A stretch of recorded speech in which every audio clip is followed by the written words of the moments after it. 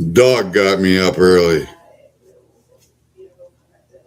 Pfiffer, the Wonder Pitbull, is here again.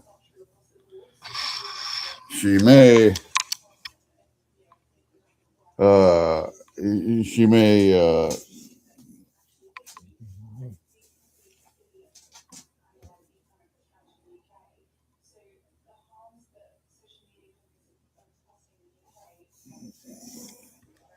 she may,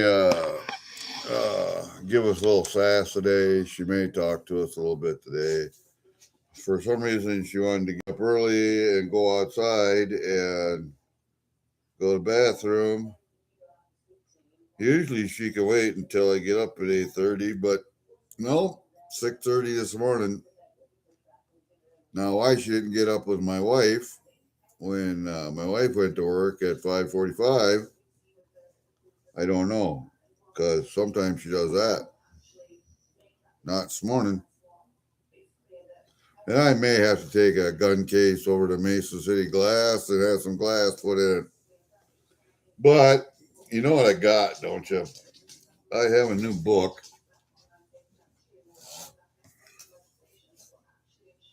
Canada Large Cents. Now, let me look in my Wonder box over there. You stay out of there. That's not for you. I know you want to play, but I don't have time to play right now. I don't have time to play right now. That's my regular pennies. I think this is my large penny book. Yep. Here's my other large penny book. I have one that was completely full. And I wanted to start another one because I had so many large pennies that I had bought over the years. So I decided I was going to just start another book and get the rest of them. Well, hold up a second. I got to get the page open here. I have one complete book, but I want to start another one. So I decided to get the rest of the pennies and start another book. And then whatever pennies I have left, and there should be a few, I want to sell them. That's what I want to do. Let's see who's first in today. Maybe somebody wants to win something. You know, I think I got a gram of silver.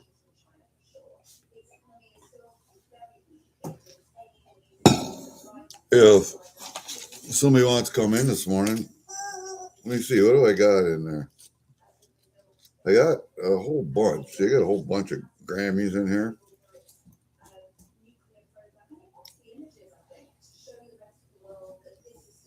How about anybody want to see my boobies? Nobody wants to see my boobies. How about you want to get shucked? Anybody want to shuck me? And what's this other one I got right there?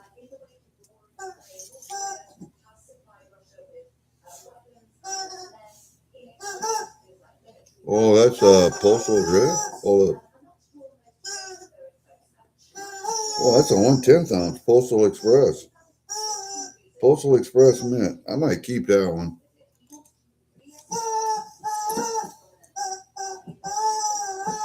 What else I got in there? Oh, I got a bunch of little odds and ends. I even have a little, it's like a 2-gram button that was from a pour that somebody gave me. It's not stamped. It's not anything. It's just a little 2-gram button of silver that was from a pour. It was a little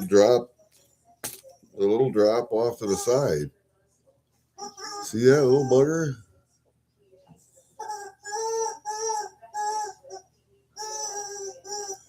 I'll try and put them over here. Let's see if I can get it to focus on it. There we go. See, it's just a little pour button. That's about 2 point some grams, so we'll give that away this morning. We'll see who gets in here first. It is early, so I don't expect too many people to be up this early. But we'll give away a button. How's that? We'll give away a pour button. And then we will look at my box of large pennies that I have in here. And we're going to start putting them in the book. I think we'll start putting them in a book now. Let's see if we can find a 1958 or 1858 or 1885, 1884. Which one is it?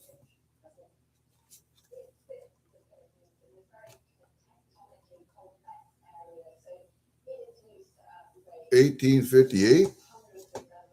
1858. See if I can find that one. There's a 57. There's an 80. There's a 90. There's a 90. These are the 1900s. Oh, there's an 1899. It's a 1900 right there.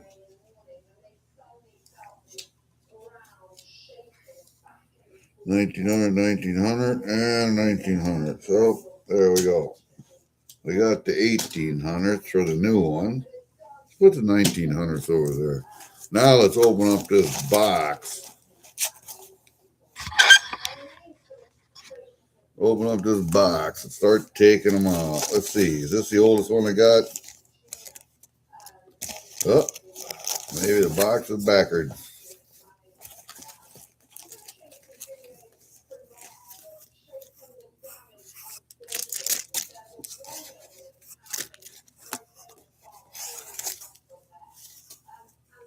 That's 1858 Canada right there. You know, all these are in 2x2s also. And if you expect me to save these 2x2s, you are nuts. Because I ain't doing it. I'll tell you what we will do with them, though. Here's what I do with 2x2s that I don't want to keep. Just like that, and I throw them in the trash.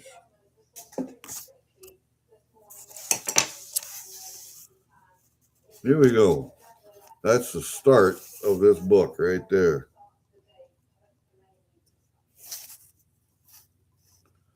That is the start of that book right there. A very nice 1858 looker.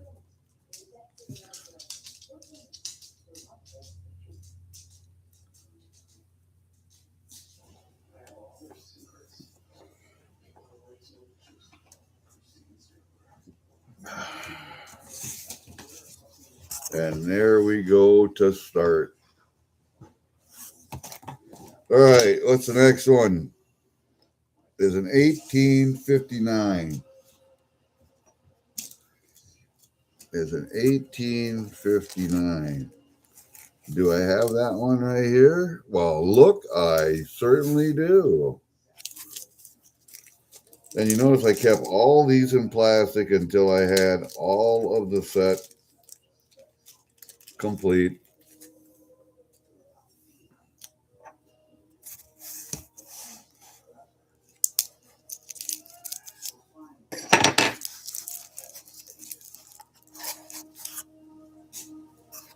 I don't know why everybody wants to put everything in 2x2s, but it seemed like everybody wanted to put these in 2x2s. And I'm not a 2x2 guy. I don't have them. And what's going to happen with this second book is probably I will sell it. 1876H. Is that the next one? Yes, it is. I have two, it looks like. Well, now we got to take a look and see which one's got the best H on it. One of them has a bad H. I mean, you can see it, but it's like half there.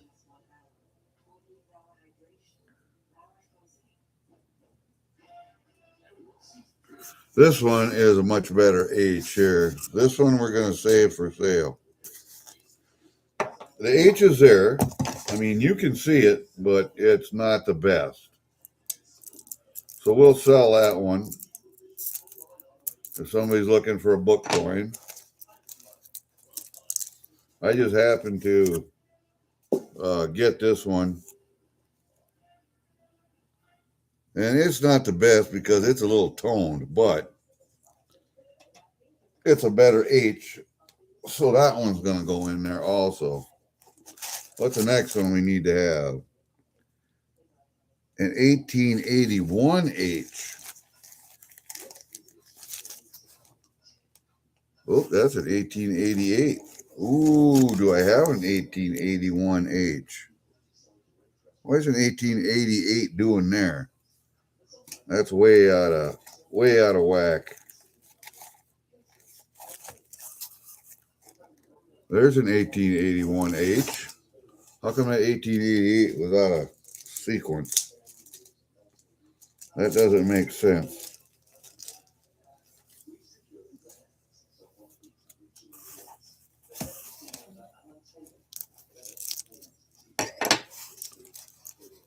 Yeah, I know. People don't like to see the 2x2s get destroyed like that. But you know what? I don't care because they're cheap enough to buy.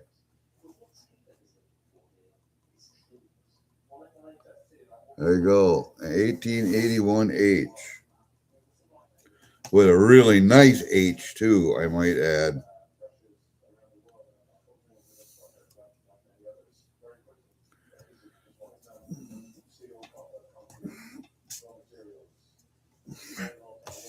And you do know that some of these pennies were made in Britain, in London. Hence the H and the C's on them. On several coins. Heaton and what's the other one? Now we need an 1882 H. There's an 86 out of sequence. Need an 1882 H. Right there, and I have two of those also. So, one of those will get sold. Let's see which one of these has the best H on it.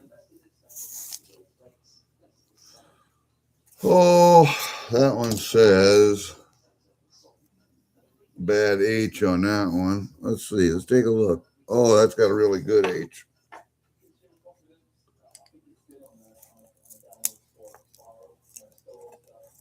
That's got a really good H. See, those other H's, you can see them. They're not the best. And that's why I tried to get the best ones I could. And they are out there. You just got to look for them. Okay, in 1884. Do I have another 1884 in here? I don't think I do. Nope, I go all the way to 1890. So we're going to set that over here for right now. Bring that up here. Me in 1884. That's this one right here. I don't know what the average was I spent for these pennies. I'm going to say right about $5 a piece. Be my guess anyway, is what I did.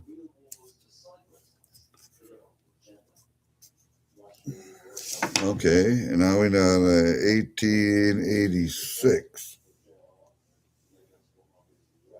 Here is an 1886, which is one of them that was out of sequence. Don't know why that one was out of sequence, but it was.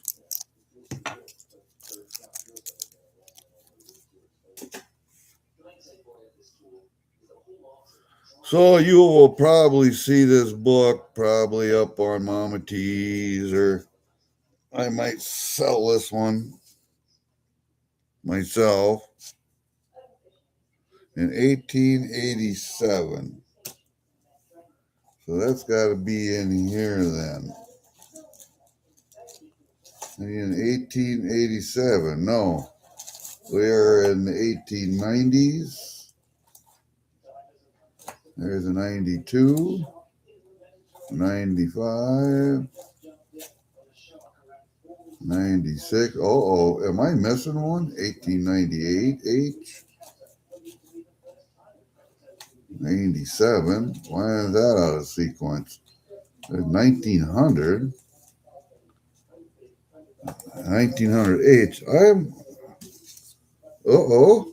Are we missing a couple? 1887 and 88. Oh, there's an 87. 99, 91, 94, 99. I don't know why. 1887 is right here. Okay. Now we got to find the other one.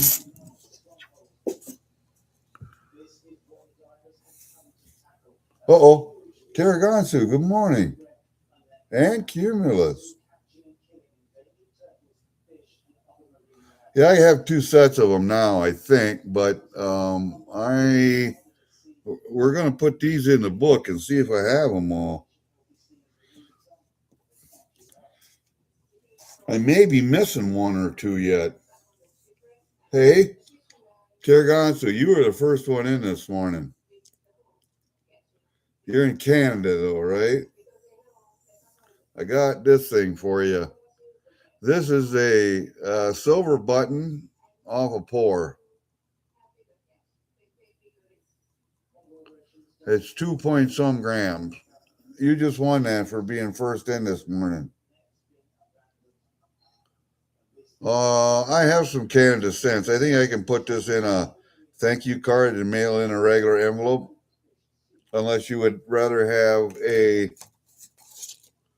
10th, and those are 3. I got 10th ounces in here.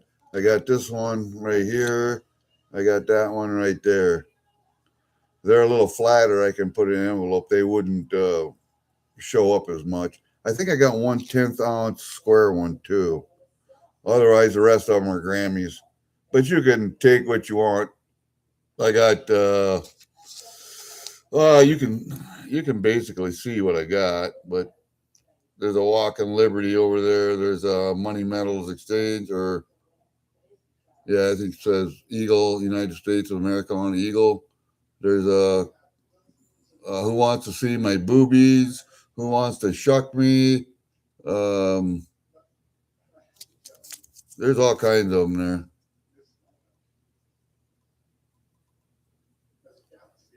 So you can do whatever you want.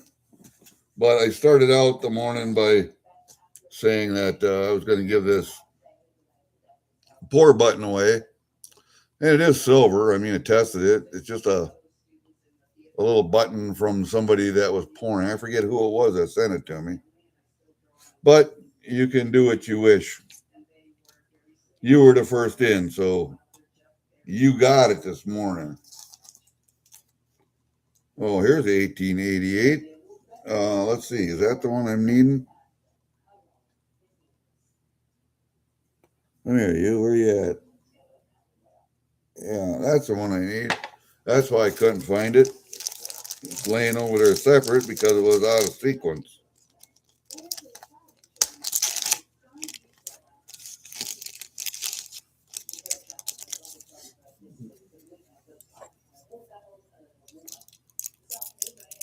Tarragonsu, I think I have never ever seen you win anything on anybody's channel.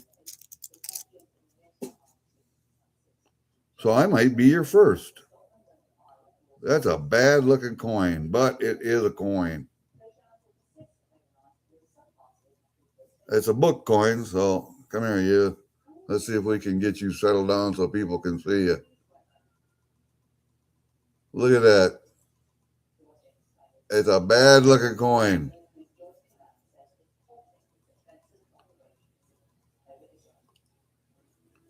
It was like it was a double strike or something, but yeah, look up at the top. You see that? And on the side over there is two dings, top and the side. That's a bad coin, but it is a coin, so it's going in here for right now. I may have to. Oh, come here, you. I bet this one doesn't want to fit in that hole, Beth. Ah, that one doesn't really want to fit in there that well. No, it doesn't. Boy, that one don't want to fit in that hole.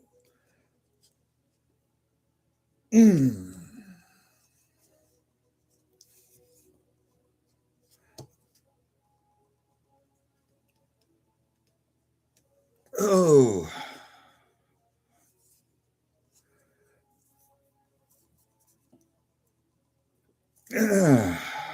Yeah, that one don't want to fit in that hole real well, but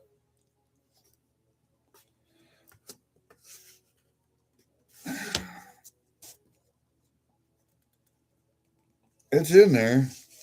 But it ain't the best. We'll come back and look at that one a little bit later. 1890H. Wow, 1890H? That's an 1892 there. There's an 1890H. Oh, man, I'm telling you. Putting stuff in books is not one of my favorite things to do, but it has to be done. I have to go through nickels and dimes too, because I just got some new nickels and dimes book. Wow, this ain't a real good coin either, but it's a book coin. I mean, you can see that H down there. Look at that. You can see that H. So, into the book it goes. I've seen better looking ones, but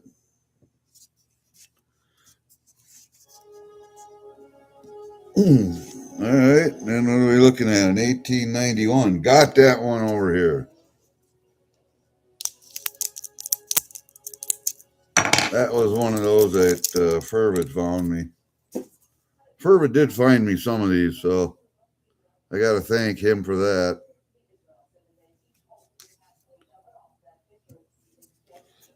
That one fits in there nice. Okay. 3 to do on that page. 1892. That should be my next one here. Yep. I thought I had them pretty well all here. I thought I had them pretty well all here. That's why I waited to do this.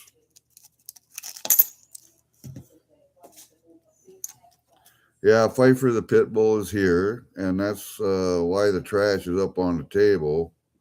Because I don't know if you guys know pit bulls. They're like pigs. They use their nose to boop everything.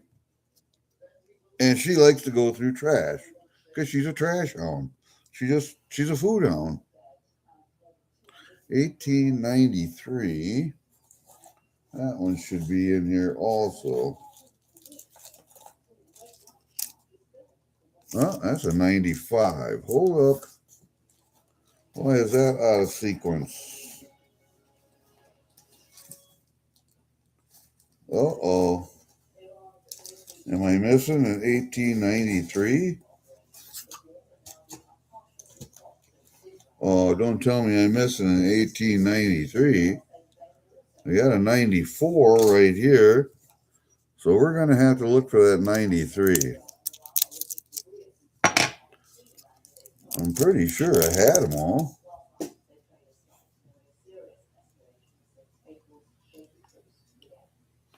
That's a 94.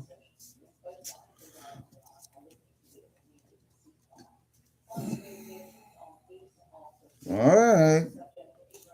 Let's see here. Maybe it's out of sequence.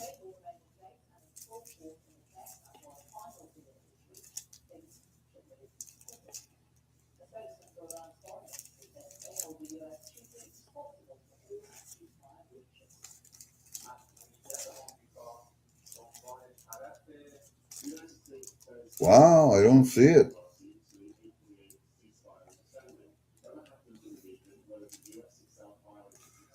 95. That's 1900s. Wait a minute here. Yeah, I got some that are out of sequence. These are 1800s. That's an 1800. 1800. 1900s. Why are some of these out of order? 1900, 1908, 1903. I gotta look for all the 1800s now.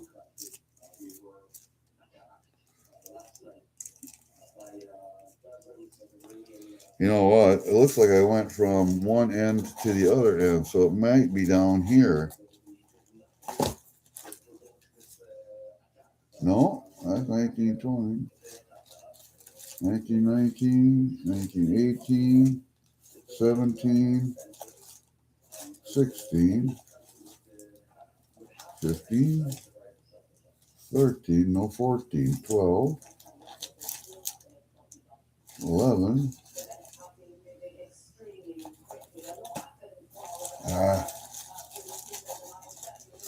Anybody's going to take them out of the box. 11.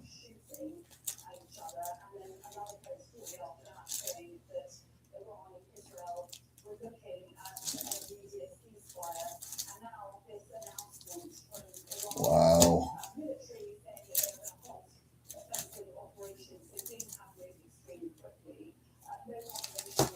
All right.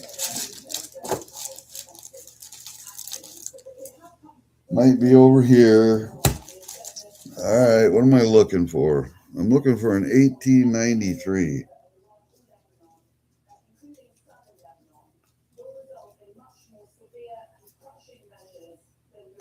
Well, it certainly isn't in that bunch. Those are all 1900s. I believe all 1900s. Yeah, I think those are all 1900s. Wow. Are you telling me I got all of these damn coins and I don't have an 1893? Are you telling me that? I don't believe that. I need an 1895.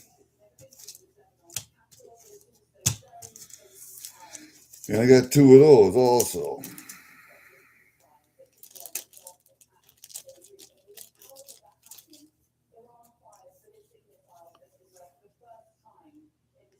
Let's see here. Which one's the better looking one out of these two?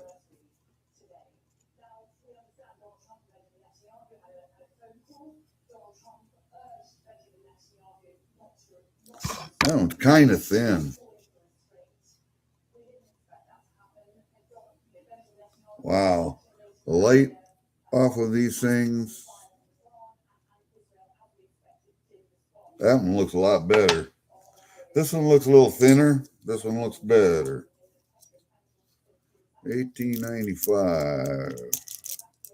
If I don't have an 1893 in here, I'm going to be real pissed real quick. Because I thought I had them all.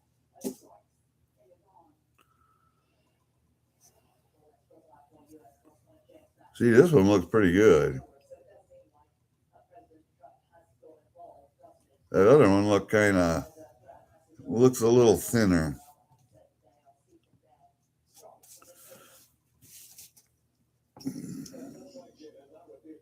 in 1896, which is right here.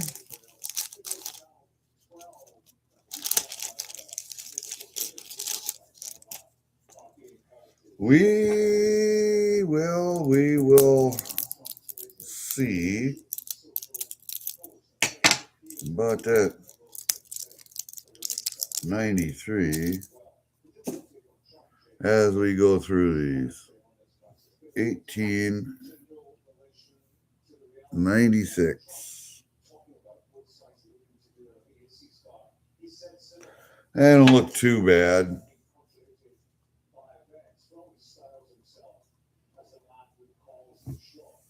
What do we got here? Okay, don't worry about it. Yeah, I know.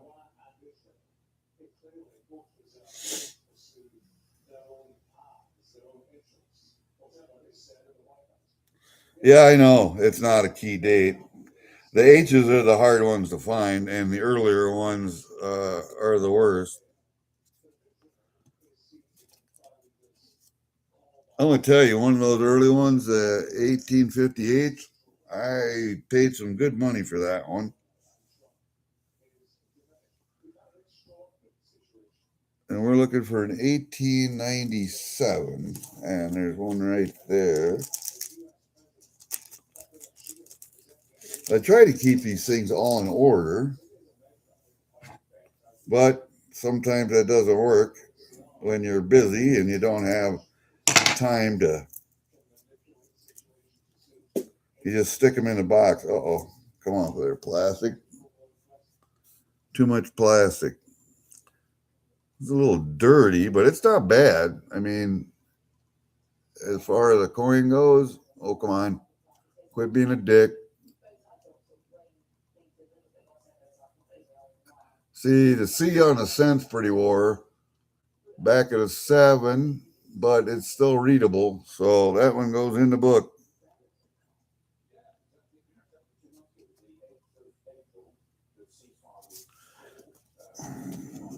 So far, there's only one bad coin in here, and that was at. I may try to get another one at 1888. That one doesn't really want to sit in the book too good. That's a little difficult to get in there, but I'll set it right there. That's that one that got banged up. So we'll see about that one. I might have to get another one of those. I don't know. What are we looking for? An 1898 H. Oh, do I have that one? An 1898 H. Yep, right here.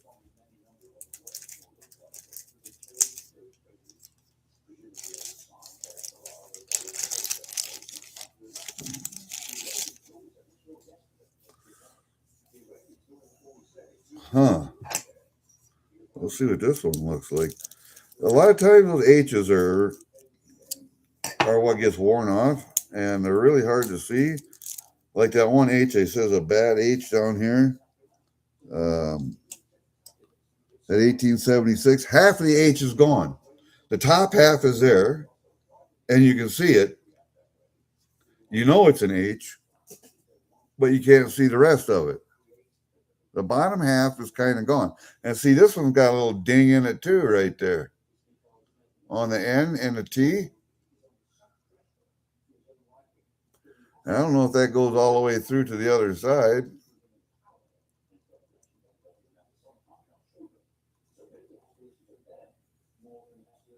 But yeah, it's got a ding there. But it's still readable also. So in the book you go. Well, that was an H, huh? We want to see if that H is there. I think I looked at this when I got it, and it was a nice readable H.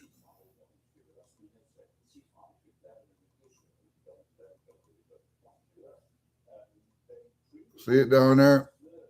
Between the 8 and the 9. You can read that. I can read that just with my eyes. So, and I got bad eyes. So the H is good on this one. It's what usually gets worn off is that H. But $18.99 is laying right here, ready to go, not in a bag. Why is this one not in a bag? Good question, Gary. I don't know. Everything else is in a bag. That one's not too bad. That's a nice coin, actually. Into the book you will go. $18.99. $18.99, and we are at 1900. So we have to start moving some of these bags out of the way here. We're starting to get too much trash over on the table.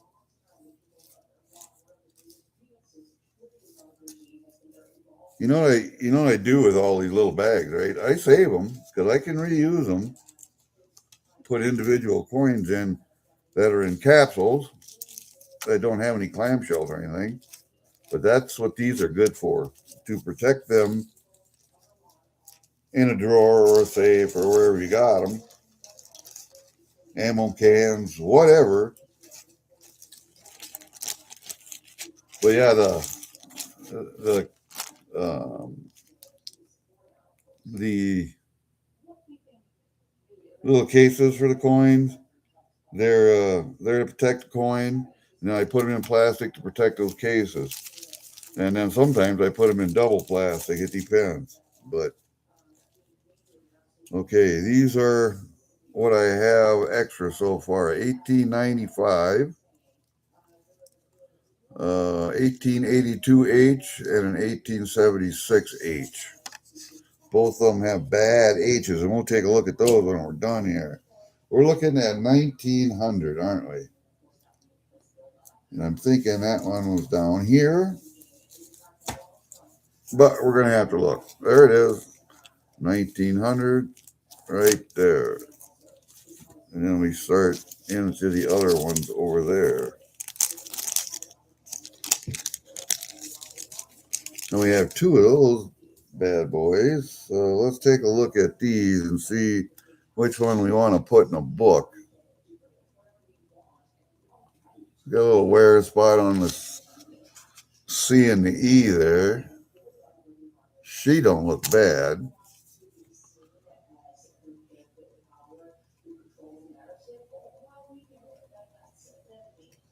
That one, you can't even see scent on. You can tell it's a 1900, but that one's junk. So this will be the one that goes in the book. And a lot of times, that's why I got two coins. It's because I got one that was junk, and then I had to look for another one. A lot of times, that's what happened. And again, these are copper, so they are worth copper price, melted. But I think that they're probably worth a little bit more than that, just the way they are. Then we need a 1900H, right? Yeah, now we got to find that one. 1902, 1903, 8. Let me see here. 6, 5, and 4. 4, 5, 6, and 8. There it is. I see it poking its head out from underneath over there. I only have one of these H's. Oop, that bag is junk. That bag is junk.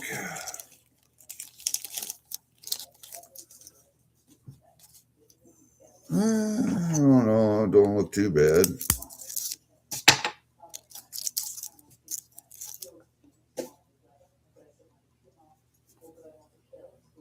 Yeah, that scent is worn pretty well too.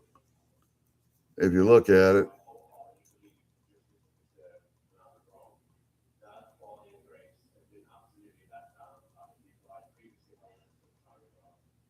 And that H doesn't look like much. Take a look at it under the loop.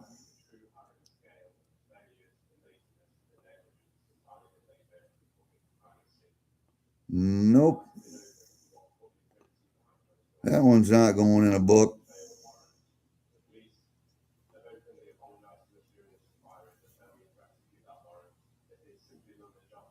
Damn it. No, that one's not going in a book. I'm not going to put that in there. I mean, I'll probably get this one, another one of those. See if I can find this 93. But that 1900H that was junk. That was junk.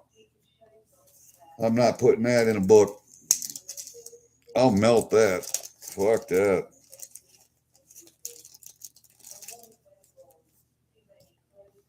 We got a 1901. Take a look at that one.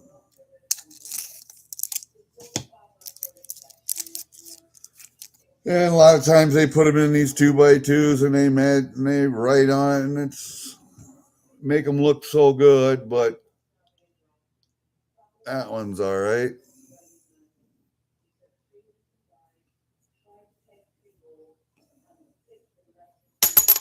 Ah, fumble fingers.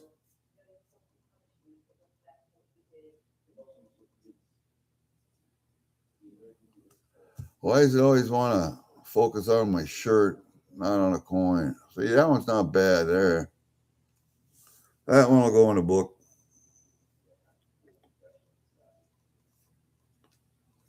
$19.01. I thought I had them. 1902 is right here on top. I may have to take a break here shortly, but it depends. It depends on coffee.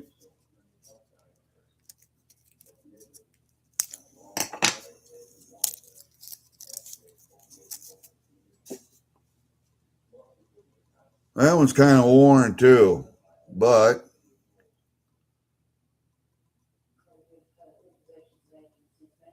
you can make it out. 1 cent, 1902. I may try and get a better one of that. So let me make a list here.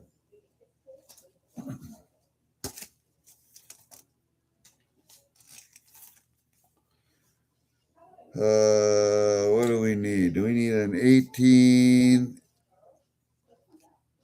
Ah, man, my eyes are just bad. Need an 1888, an 1893, need a 1900H,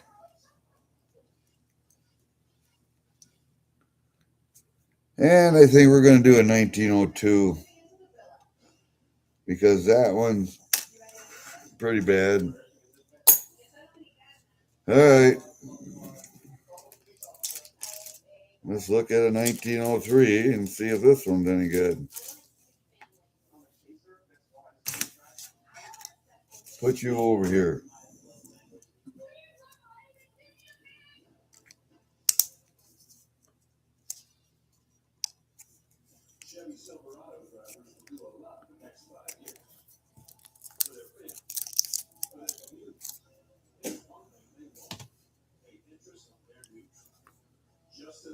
Huh.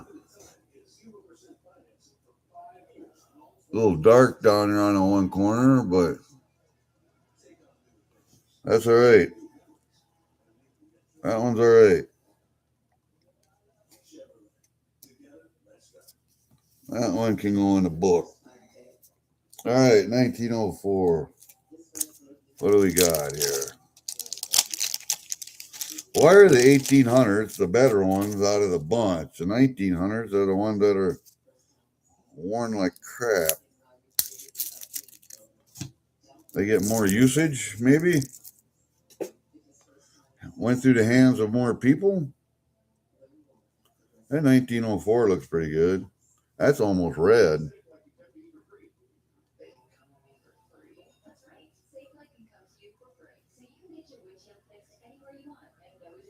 Yo, what's on the neck, but that ain't bad.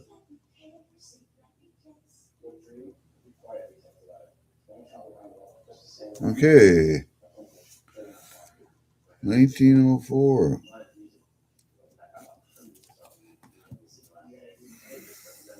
1905. Yeah, got one of those.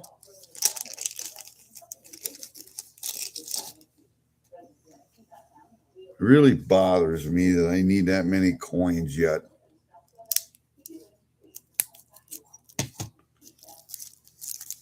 Well, I'll have to email Furvid and see what he can. Ooh, this one don't look good either.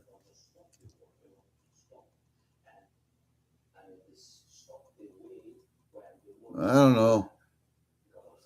That's all right, I guess. You can read it and the date. So in you go. I don't know what the king looks like or the queen, but you don't look too bad.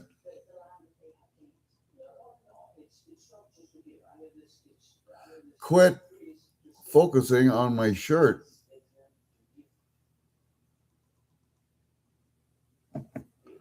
Oh, Lord. There. See, that don't look too bad. That's a little war on the sea. And you got and the one's a little war, but almost looks like there's a little 2 by the 9 there. I got to see what that is. I'm sure it's just a wear mark, but yeah, it's a pit. But it's readable. So that one's readable.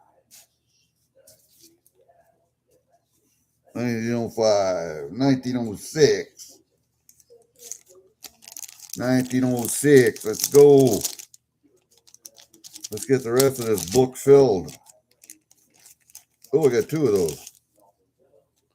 So we get to take a choice here.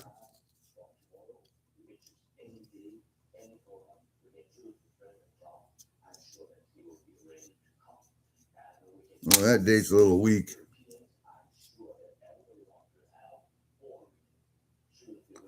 That's a better date, I think.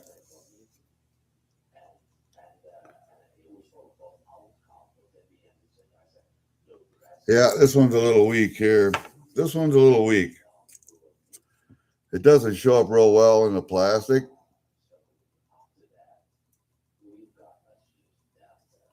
I mean, it's readable. It's a book coin. But this one's a lot better coin. A lot better coin. And a lot of times, what I'll do is just look for stuff to upgrade the book with. I'll go through and make notes about what I need to maybe upgrade. Like that 1905. That could be an upgrade. You know, you're always looking to upgrade stuff. So how come I don't have a 1907? I got a 1908. All right, there's a 1907 right there.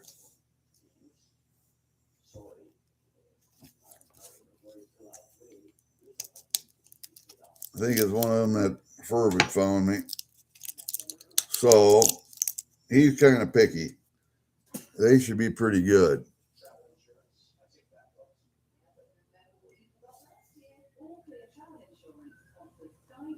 That don't look bad. Nice and strong. Nice and strong. I like that. Fervent is a picky guy. He likes to, I think you're going to put that over there like that. Or just fold it down like that. Hold it. What do we need here? A 1907H. Do I have one of those? 08, 09, a 10, a 7H.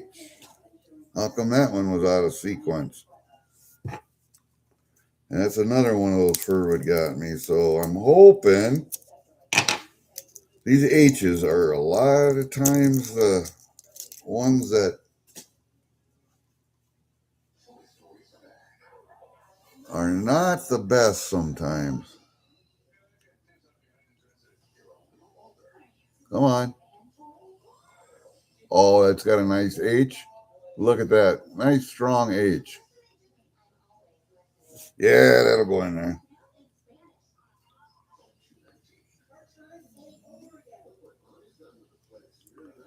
A nice strong H on that one. Now I need the 1908. This one I've had in here for a while. I don't know where I got this one, but some of these come from Mama T's and Big T's. Some of these Furwood found me. Some of these came from Durbin's. Some of these came from Spray Can. It depends. It depends. A lot of times. That one's nice and strong. He's looking into a cloud, but we're not looking at that side anyway. We're looking at that side. You got a little schmutz between the 9 and the 0. But that's a good coin. I'll go with that.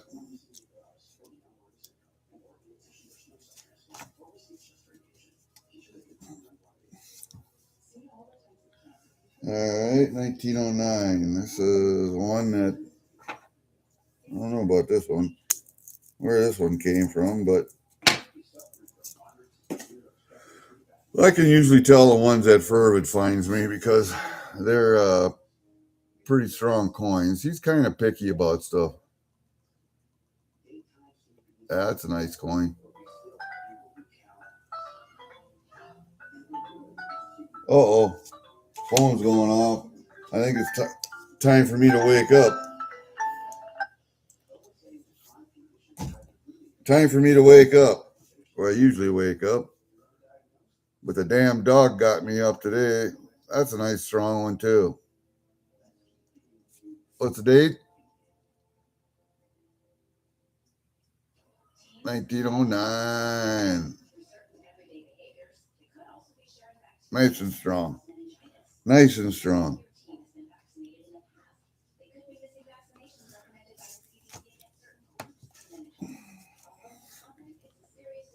And then we're doing a 1910. Now we're getting there, man. Because we only have to go to 1920. And then we start on the small stuff. Then we got to get books out for the small stuff. Oh, that one looks pretty good too. That don't look bad at all.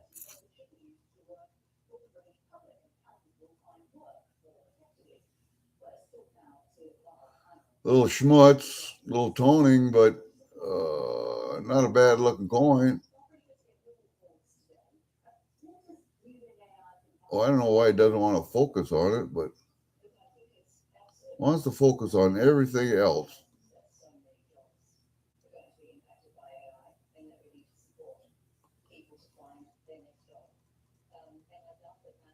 You can see it. I'm trying to focus on it. All right, we put you in there. Those are all there. I hate it when I got holes over here that are empty. God, dog, I hate that. Okay, what are we looking for? 1911. 17, 15, 14, 13, 12, 11. And I have several to pick from there. What do we got? 4 of them? Good Lord. 1, 2. We got 5 of those.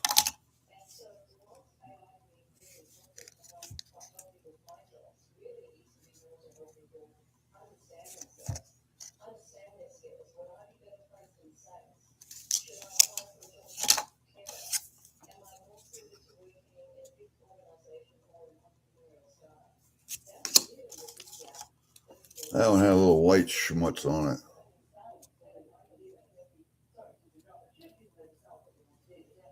That's not bad. Ooh, that's nice and strong. And that one's got some toning over there. So I'm thinking this one. That one's nice and strong, but it's got a little bit of... That one's not as strong. And then you got this one. I don't know. They're all pretty good. I think I'm going to take that one.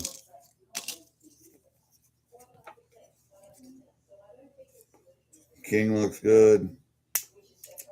Nice and readable and strong. Why I have that many, they're going to go back in the bag though.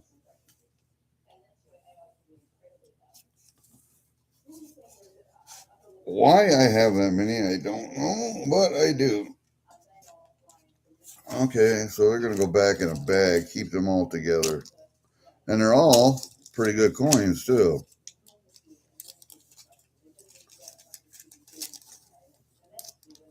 So those are just extras. They can go up there. What do we got here now? 12s, right? Yep, 12. And then I got 3 of those too. It seems like the newer they are, the more of them I have, but I don't know why. 12, 12, and 12. Okay, let's look.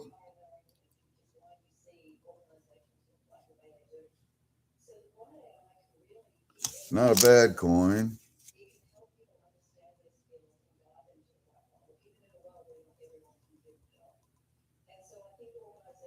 That's a 13. Oh, that's a 12. That's not bad.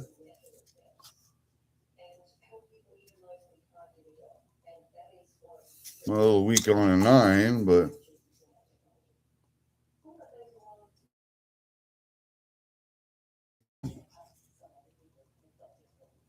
damn. Well, you got to be upside down, dude. I think this one. And then those 2 12s will go back in a bag. Those are both good coins, too. I'm just taking the best one out of them.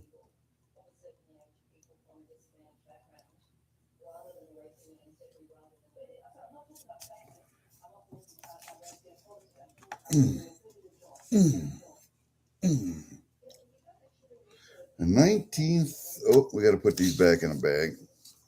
These 12s go back in a bag. So those are both good coins.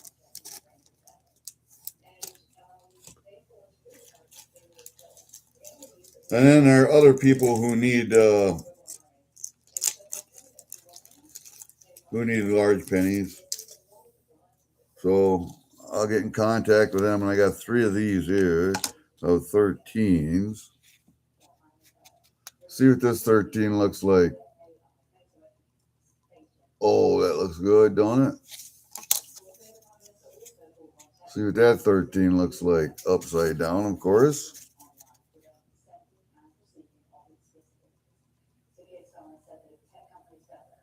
Looks bad. Don't look too bad. Think I like the first one better? Yeah, I think I like the first one better. That one. See that toning on the outside and how bright it is in the middle? I like that one better. Hey, John Argent, how are you doing, buddy?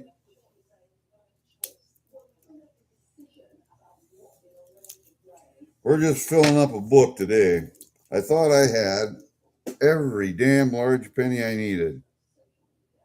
It appears that I don't. And now I'm going to have to go looking again. Okay, we'll put these in a bag. I got a couple of those, and those are both pretty good coins. So, what do we need next? Is a 14, right? I think I got a 14. Yeah, this is the one that Pfiffer found me. I didn't have a 14 for some stupid reason. I don't know why. I just didn't have one. That's That don't look bad. Just by looking at it, eyeballing it. Oh, upside down, of course. That looks good. So, in you go. In you go, buddy. All right, there you go. A 15. A 15. We got a 15. We got one 15. We have one 15. I'm hoping it's good. Yeah, looks good. I don't take a long time looking at coins. I can tell you that. I have to hook up my microscope again. I really would like a Tom Love. I think maybe one of these days I'll buy one. 16. Looks like I got a couple of those. So we get to choose out of them too.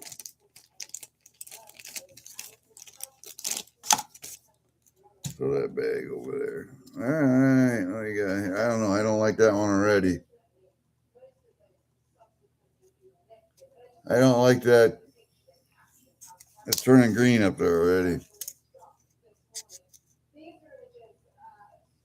That one's good. Put him over there. Oh, look how dark that one is. Look how dark that is. Ah, man. What's it look like on the king side? Oh, dark, dark. I like it. I like it. I don't know if that's a book coin, though. And there's a 16 that's dark around the outside. And that one's white up there, too. I don't like that one. I think this one's going to go. That's the one that's going to go in the book. Hey, Jack. How are you, buddy? I know. It was too early this morning. The dog got me up because I am babysitting the Pitbull Pfiffer again. My daughter had someplace to go for a meeting. So we're going to put these 16s all back in a bag. I get to watch the dog while she's gone. And you know what? I don't mind doing that for her because I enjoy dogs and I don't have a dog of my own anymore. So I enjoy just having them around. Even if I got to get up early, even if I got to take her out, even if I got to feed her, water, whatever, I don't mind. I don't mind watching dogs. Looks like we got a couple of these too. 17. We got two of them. Well, let's take a look. Oh, look how dark that one is off to the side there to your left. And then we got this one. That one looks like a better one. Yep, that one looks like a better one.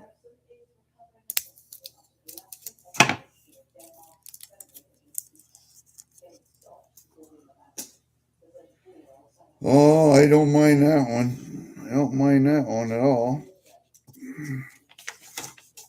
Oh, get in there, you. Come on. Why do... Yeah, and there goes my knife. Why do some of these holes not fit exactly right? There we go. Now you're in.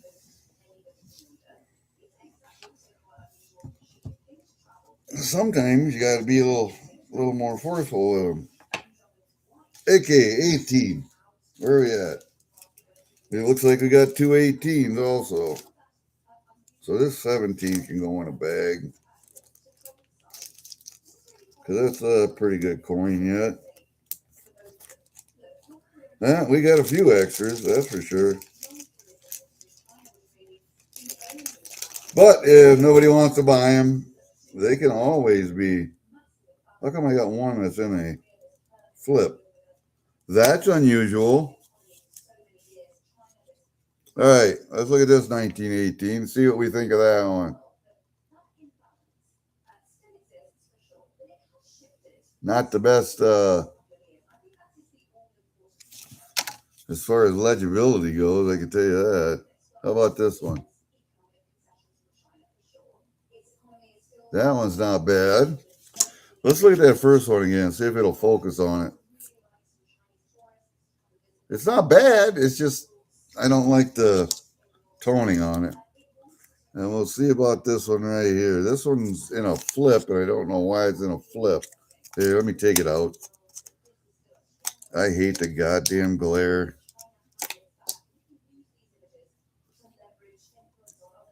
Looks like it might be a decent coin. I don't like that toning on the top left, but okay, so I think this one is it right here. That's a stronger coin. All right, let's put those two in there. Those two will go in a bag. I mean, they're good coins, don't get me wrong. They're good coins. It's just I don't like the toning. The unevenness. Let's put it that way.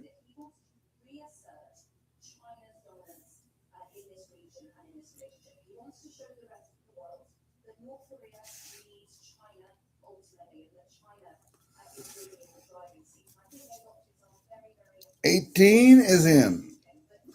She's in the book. 19. Now look at these 19s. How many 19s do I have here? Let's put these 18s away.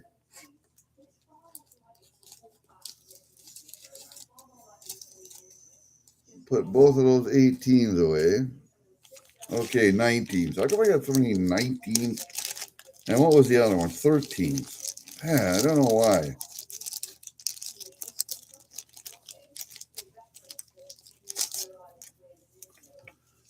One, two, three, four. The other one I had 5 of. All right, let's look at them.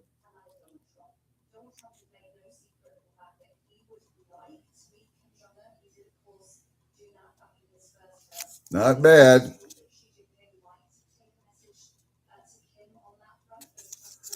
Not bad.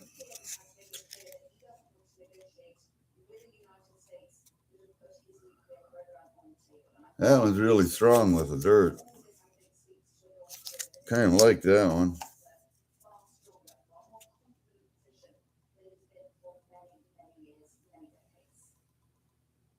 That one's not bad too. All right, I got those two. That one just had, ooh, look at that. Starting to turn color.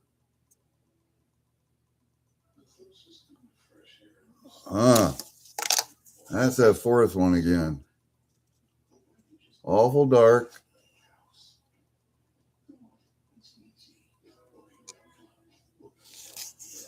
Maybe the king is going to be the deciding factor here. I don't know. Them are all pretty good looking. That king is a little worn. Okay, he could go down there. We have eliminated him.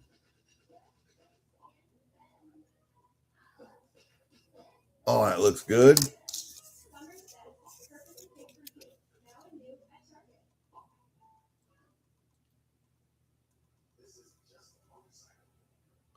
All right, let's see which one's got more detail.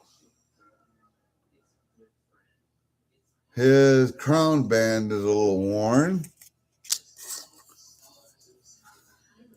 Oh, turning around here.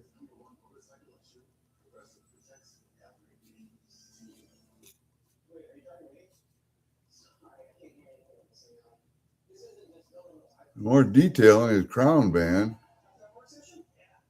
and coat.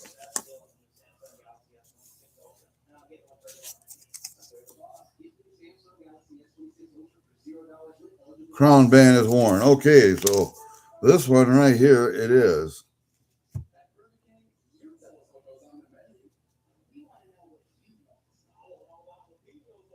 That one has more detail.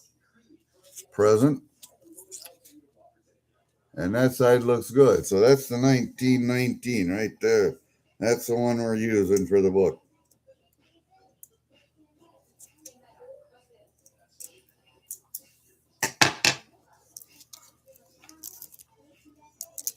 That's the one we're using for the book. I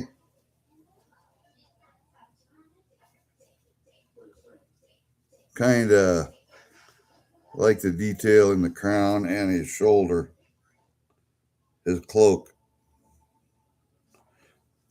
It was a lot nicer, I thought, even though you can't see that side. All right, in you go. Into the bag you will go. Use these bags over and over and over and over and over. And 1920, I got one, I think. That one is kind of hard to get too. That's a nice coin though. I'll give it that.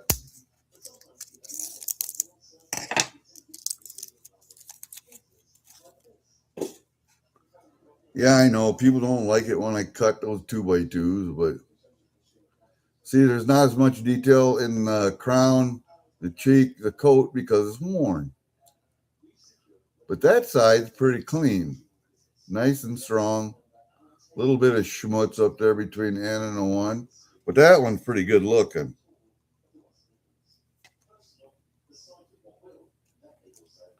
$19.20 large and $19.20 small. Hey, Rhonda.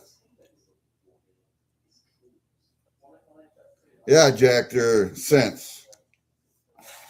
And we have, that page is full. Missing 2 here because, and we're missing 2 here because these 2 right here, this 1900H was just really poor looking. And this 1902 was really poor looking. This 1893 was poor looking, and so was that one. I mean, I have them, but no, the 1893 I didn't have. The other 3 were poor looking coins. So we need to find something that's better. This 1893 I was missing. Why was I missing that one? That bothers me a lot. I should have had, I gave Pfiffer the list of what I was missing. And I thought I had that. Why did I not have that? That bothers me a lot. Why I did not have that. That bothers me. All right, let's put these guys away. And I'll show you what I got extra. I might have to have some of these bags here, but we'll leave them out. Let's fold this up. Oh, what did I need to add that to my list, didn't I? Okay, I had the 1893, the 1900H, and the 1902. Yep, those are the ones I needed. So that's that book, which is almost full now. This is the book that's full.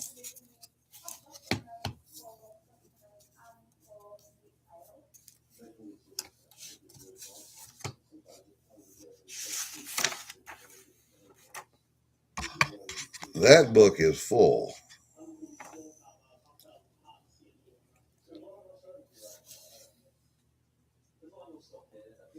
That H there, I had to take one out and put one in because it was a bad one. And that's why the book looks a little fucked up, but that's okay. That book is full. This book is almost full. So once I get the other one full, then it'll be for sale. But what I have extra are these 1919, 1918, 1917, 16, 13, 12, 11. And then these I don't have in bags yet. 1906, 1900, and 1876 with a bad H, and 1882 with a bad H, and an 1895. And these three right here are just junk. I wouldn't sell those to anybody, but if somebody needs a book coin, there they are. And these are what?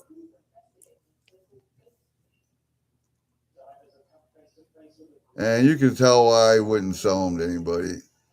I'll give them to people, but there you go. Look at that one. It's a 1902.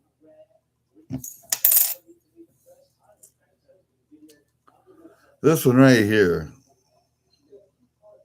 That one I could put in my book, but that one's really messed up. And this one right here, that one, what is it? One what? 1 cent, 1900. You can see it. I mean, it's readable. I could put it in the book, but I don't really like it. No, I already have a 1900 in. This is an extra one. I don't really like that one. It's readable, but I mean, it's a book coin.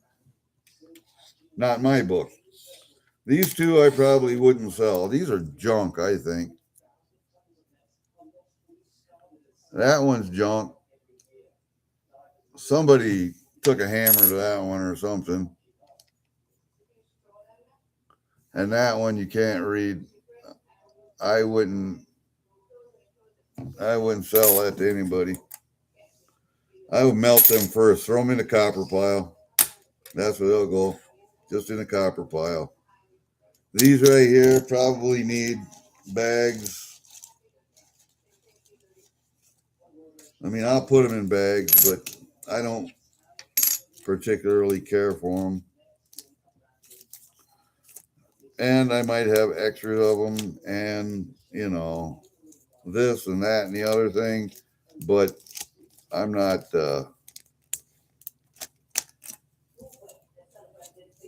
I'm not going to put them in my book. Let's put it that way.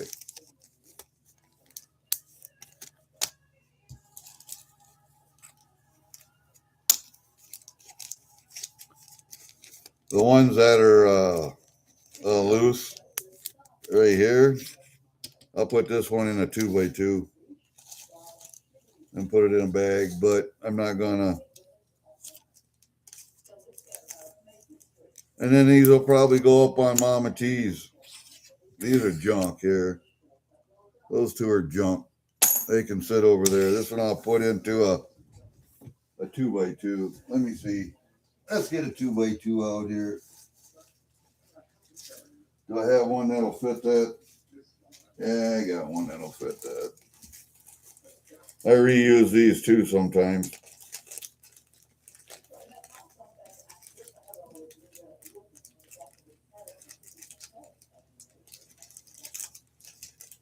Oh, there you. I think that works. Doesn't that work? Does that one work? Yeah, that one works. Okay. You see it's already got writing on it? We'll fix that here in a second. Where's my stapler at? Over here. All right, so...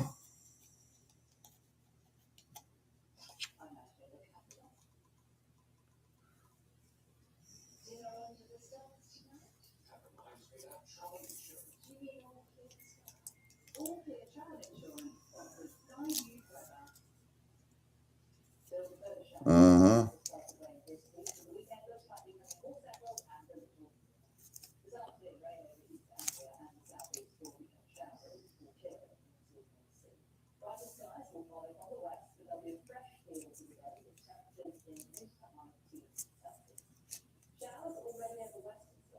Yeah, okay.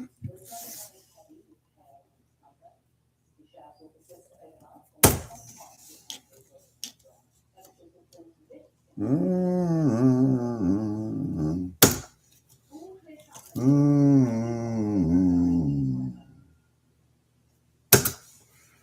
All right. And then we know it's not a 1914.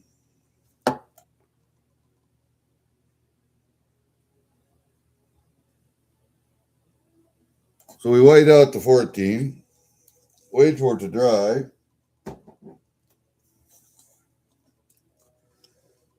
This is a 1900. So we'll just wait for that one to dry. I have some coffee here while we're waiting on it. And we're going to put these in order. 1906, 1900, 1876, 1882, 82, 76, 1895, 1911.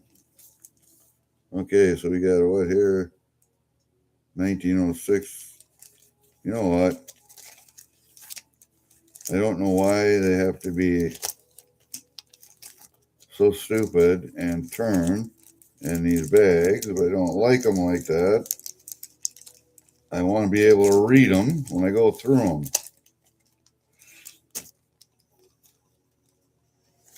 Okay, 1900, 1906, 1911, 1912, 13, 16. Damn.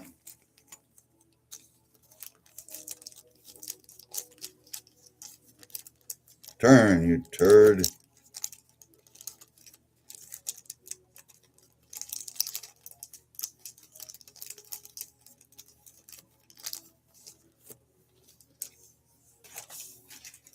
$17, 18. Oh, that one needs a 2x2. 18 and 19. Okay, so then we can write them down like that. And then we got these older ones. 95, 82, 76.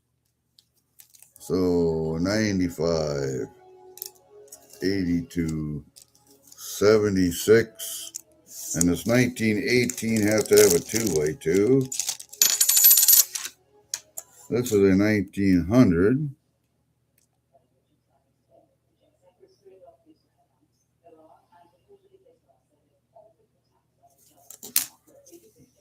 Just like that, 1900, which will go in a bag. They don't have any other 1900s. I don't believe.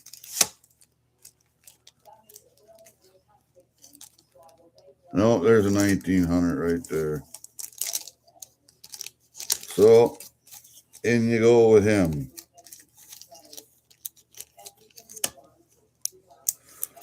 Okay, 1900, 1960, okay, and then we got this one right here, which got to go on 2x2.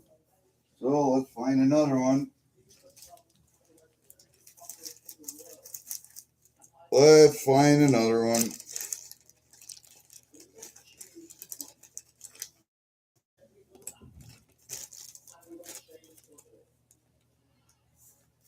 And put you over there, put you in here.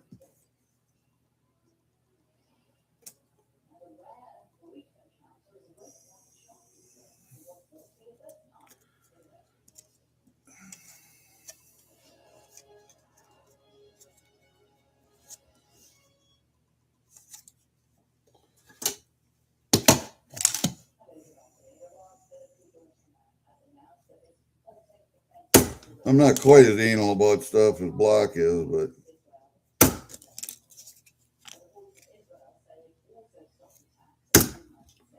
okay. All right. What's the date on this one? What did I say? 1918?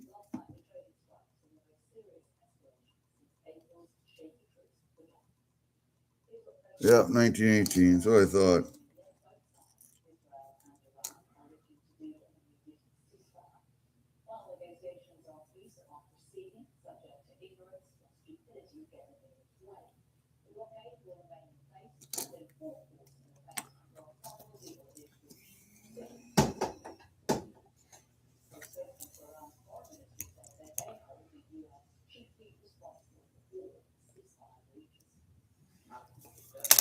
And there we go. Relabel 1918. Now we got to find the other 1918s. Where are you at? 17. 18. Damn it. Got to have its own bag, doesn't it? And there's a phone call, of course. Would that be from the pharmacy? Yep. Pharmacy. I called in for my prescriptions this morning. And they're just calling me to tell me that the prescription is ready for pickup. No kidding. Oh, shit. There was the other 18. What the hell? Are you being stupid today or what? God. I had that bag open over there to take the coin out of. Yeah, dumbass.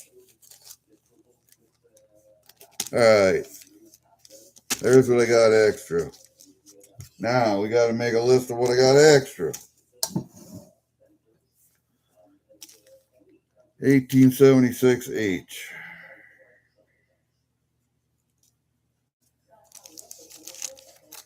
Oh, quit.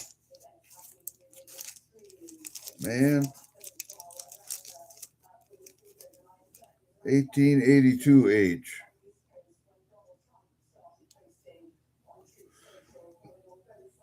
I don't know. He said he was going to try and be back today, Rhonda.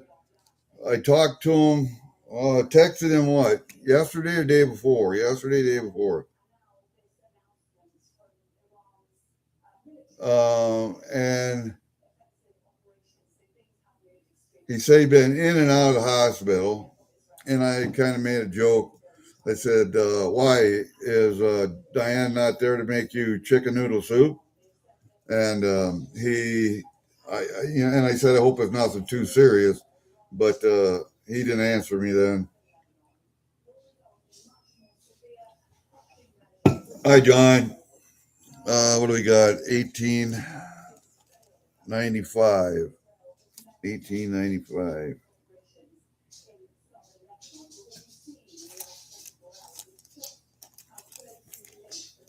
$1900.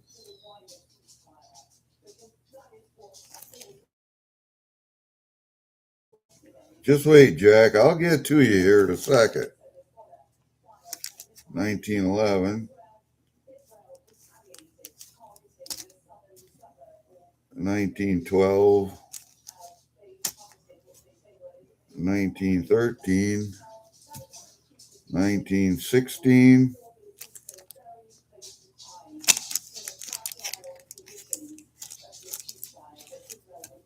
1917. 1918. I know that for a fact. 16. 17. 18 and 19. And 1919. Okay, let's put them back in this box. 1819. I'm going to put them back in this box. And then I'll go up and read this chat and see who needs what. Okay, Jack needs an 1858, which I don't have. Need 1898, which I don't have. A 1900, which I have. I don't have a 1901, 1904, 1905, 1907, 1911 I have, and a 1914 I don't have. So I got two of what you need. I'll send them to you.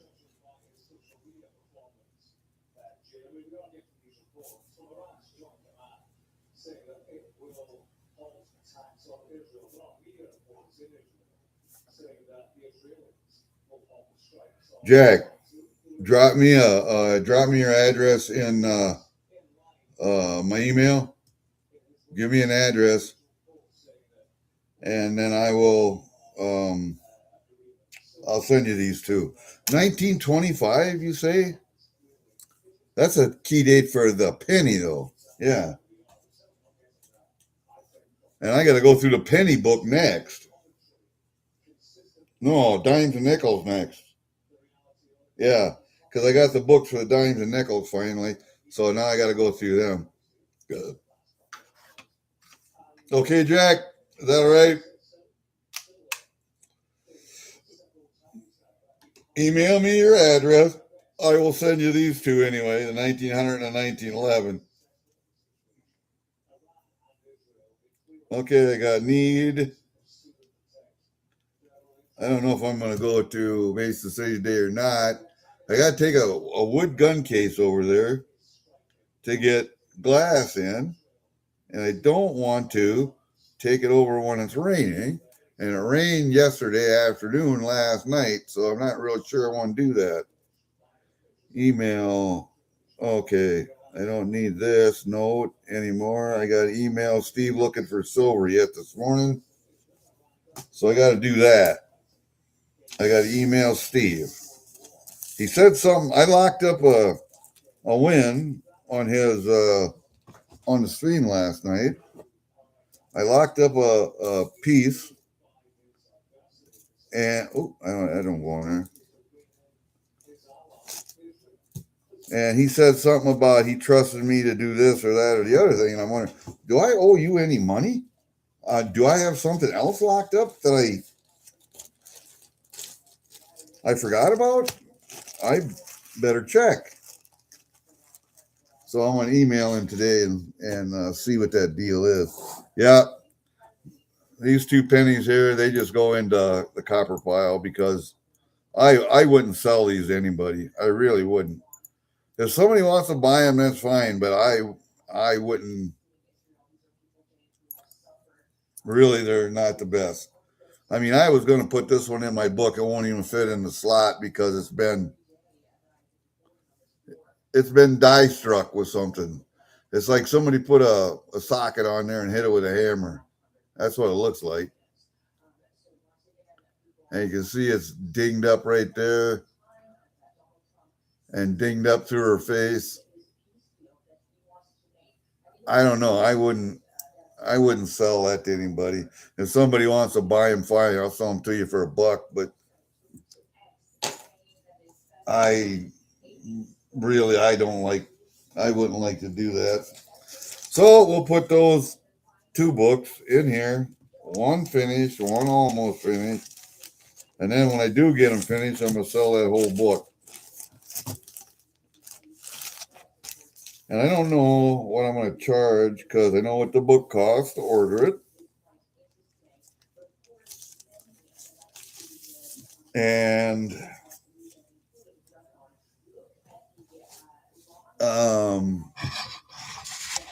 let's get this up here where you can see me. I know what the book costs to order it. I know what the price on each penny is. So you can average that out to about $6 a piece.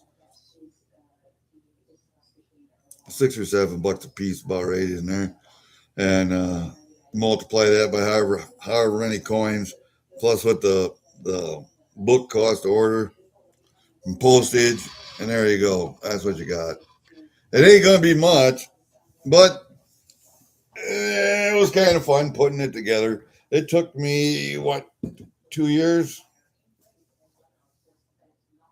to put that book that we did today, missing those 4. Well, actually, I was only missing 1, but the other 3 were bad looking coins. So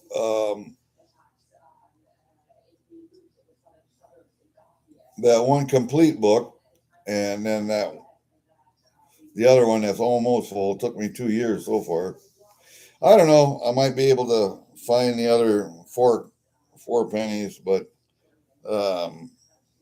Usually I tell Furman what I need, and he can find it. 891. What'd you say? 81 through 98.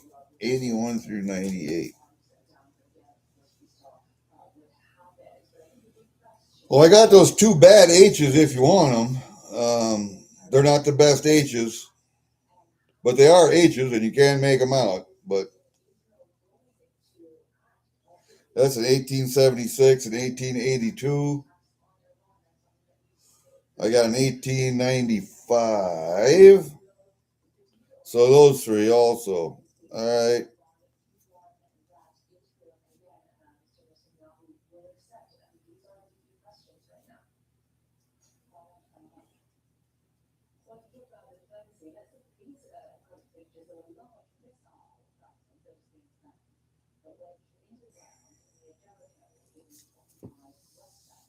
What year are they?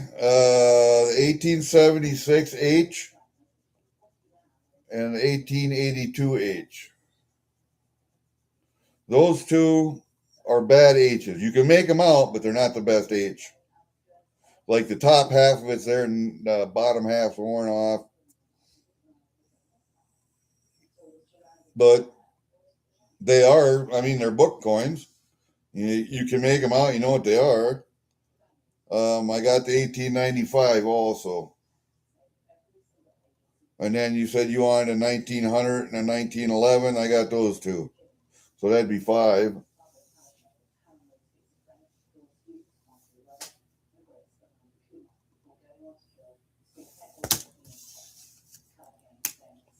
That costs you all at $10. How about $2 a piece? Does that sound okay to you? I know I spent more than that, but what the hell? And those 5 coins, I can actually put in a card and mail those to you regular mail, I think.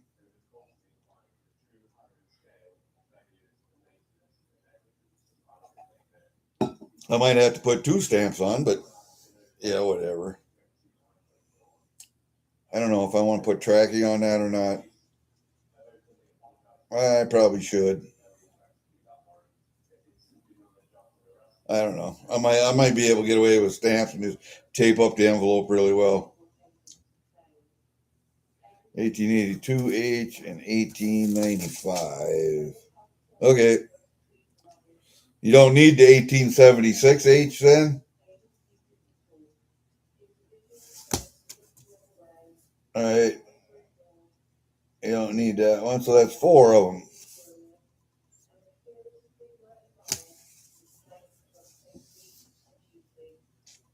Okay.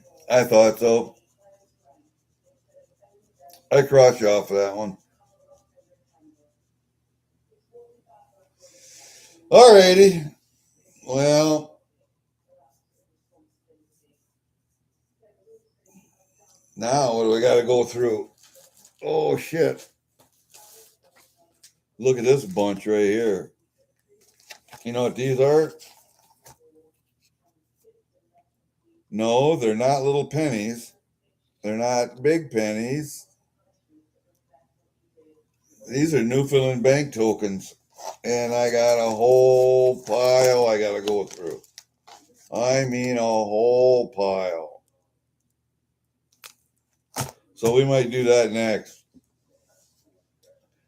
Next time I come up, we might do that.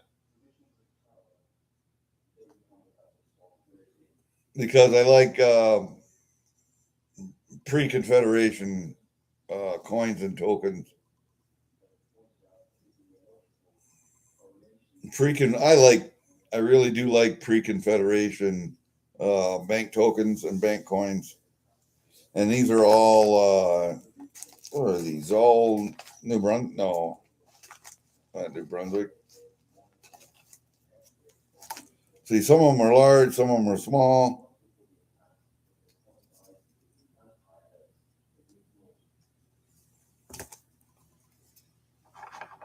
Newfoundlands. Yeah, these are all Newfoundlands.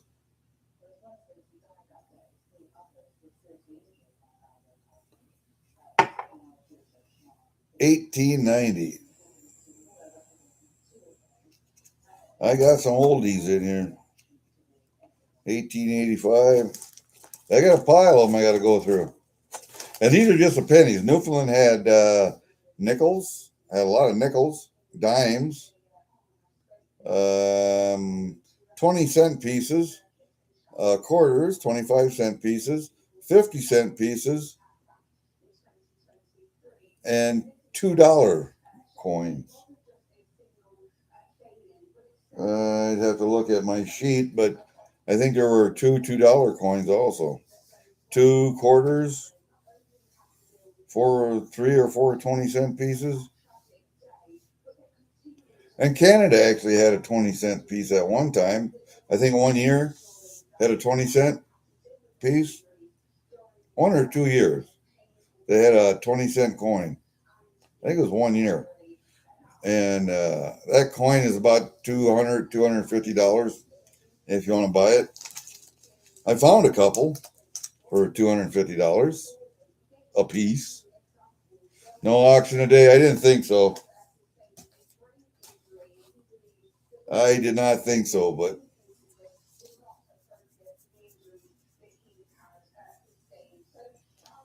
I hope he ain't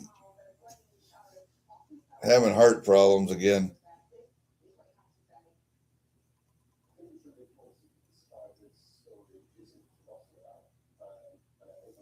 What did Tarragontu drop?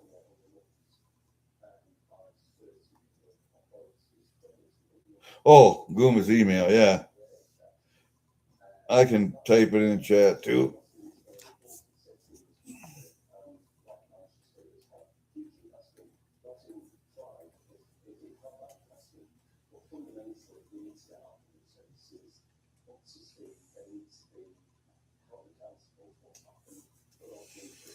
There you go. I can type it in there too. I just forgot.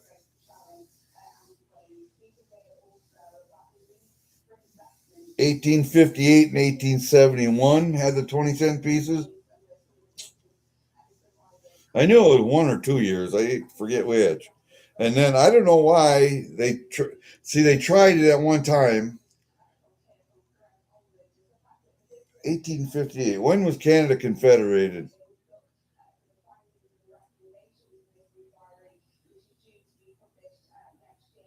They had a 20-cent coin after Confederation. 1858 and 1871. That sounds like Newfoundland. Hold up a second. Where is my sheet? I got to find my sheet. Where's my sheet? No, there's one sheet right there.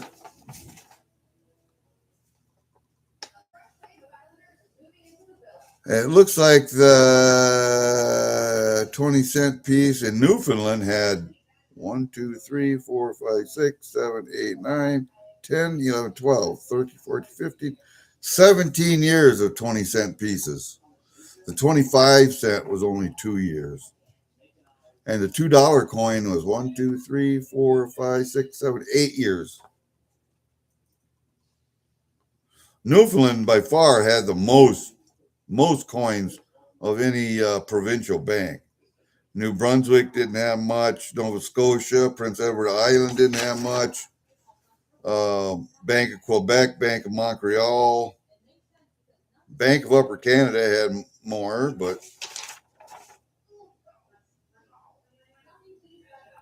Prince Edward Island had a 1 cent, a half penny, and a free trade token. 1857 half penny, 1871 1 cent, 1857 free trade token. Nova Scotia had 2 half cents, 61 64, 1 cent, 61 62 and 64.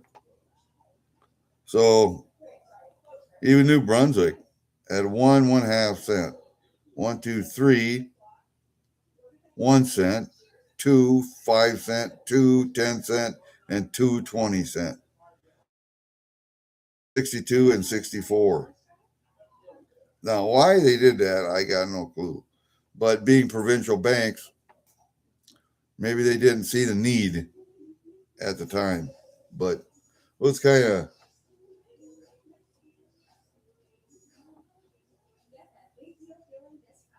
just driving kicked him in the ass.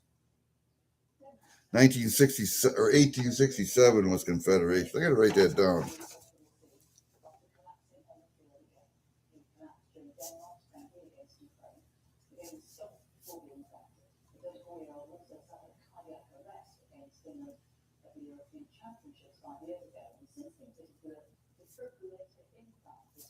(1867).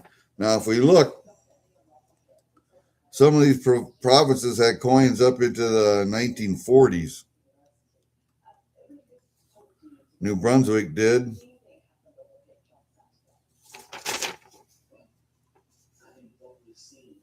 I think Newfoundland was the only one that had them up into the 1940s. I think they quit at 47.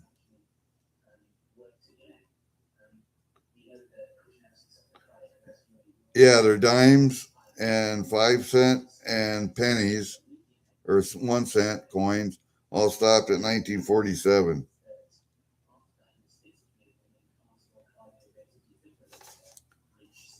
Hell, they had $2 coins up into 1888, which was like 20 years after Confederation. So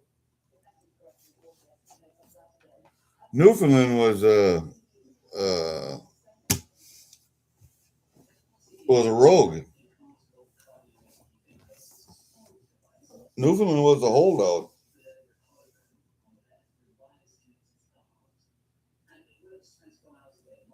So they issued their own coins.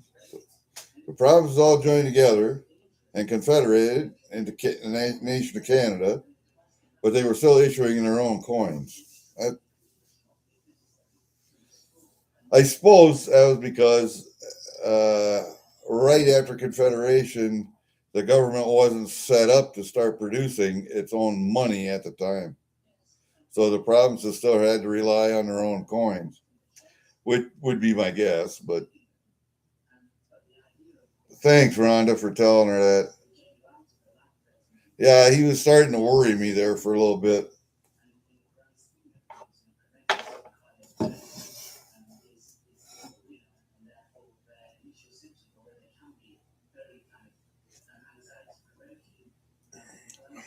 '58 and '71, and why they tried it in '58 and '58, and you said Confederation was in '67, so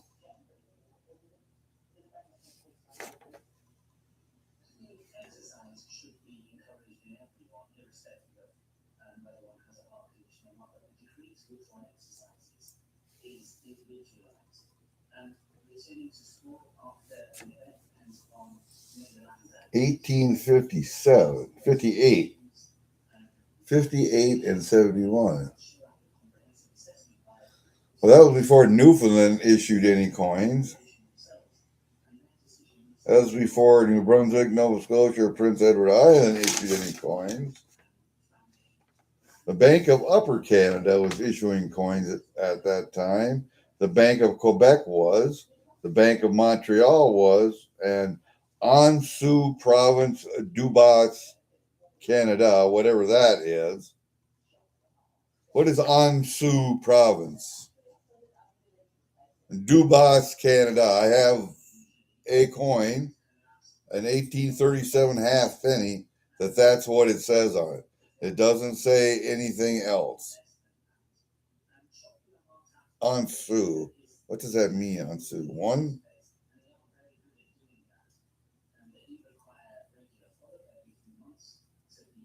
1 cent. 1 cent? 1 penny. 1 penny, province, Dubas. Yeah, Dubas. I don't know. Yeah. Anjou is 1 cent, is what I'm thinking, but what is Dubas?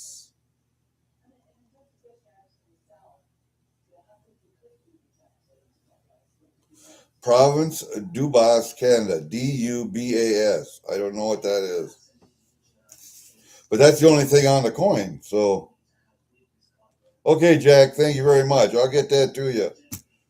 Lickety split. What does that mean, Tarragonsu? I have no clue. Yes, the onsu would be 1 cent. I kind of figured that. Province Dubas, Canada. Dubas. Not. I'm trying to think what that word is in French, and I can't.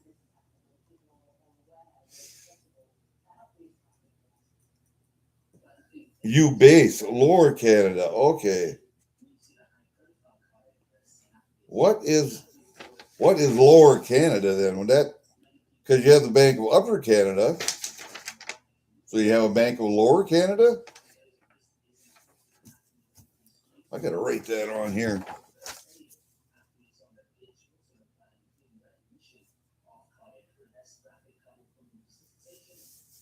Province.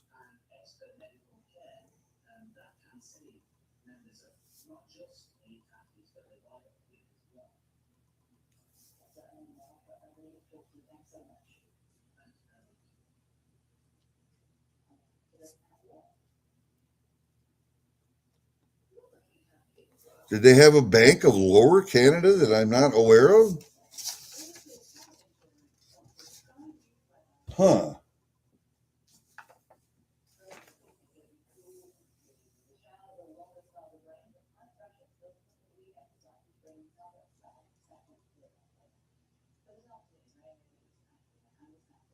I had to.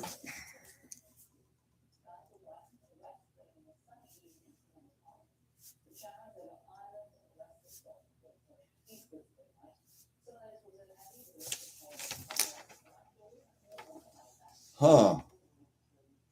Well, I wonder about that now.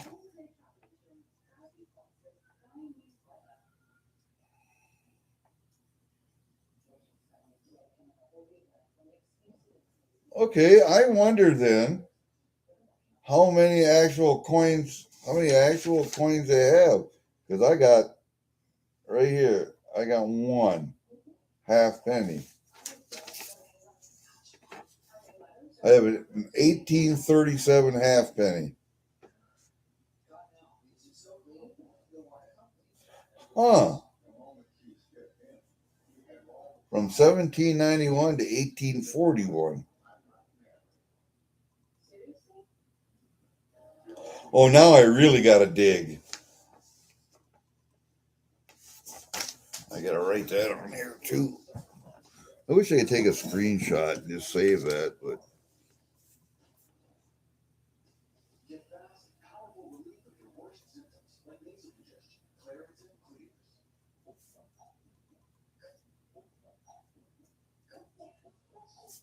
the Bank of Lower Canada, which I was not even aware of,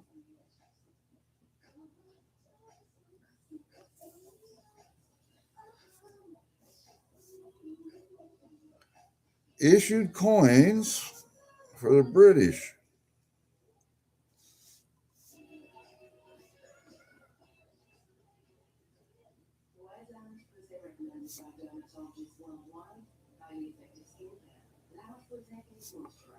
Okay, I have another really stupid question, and it's probably in a history book someplace that I don't know anything about.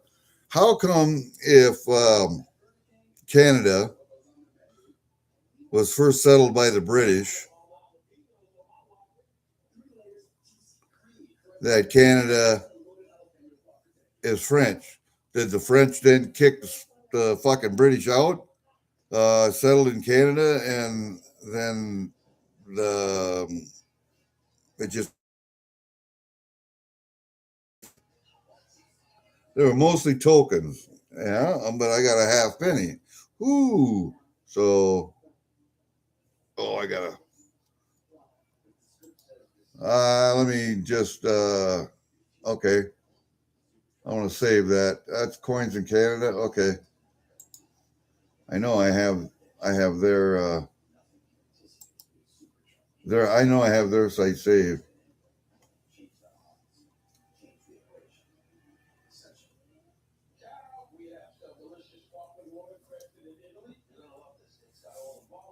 southern portion.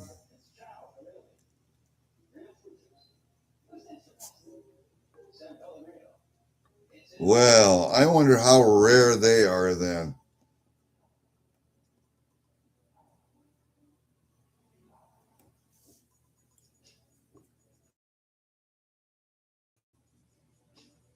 Do you have any idea how rare those would be? They can't be that rare.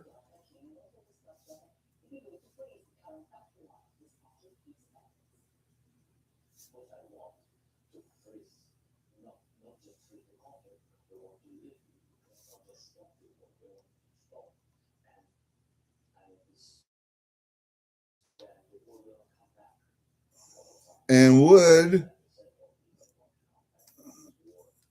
maybe the Newfoundland coins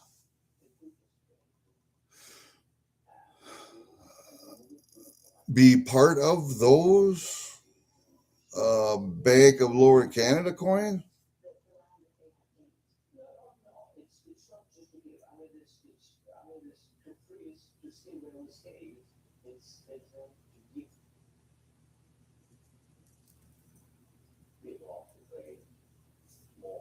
Huh. Okay.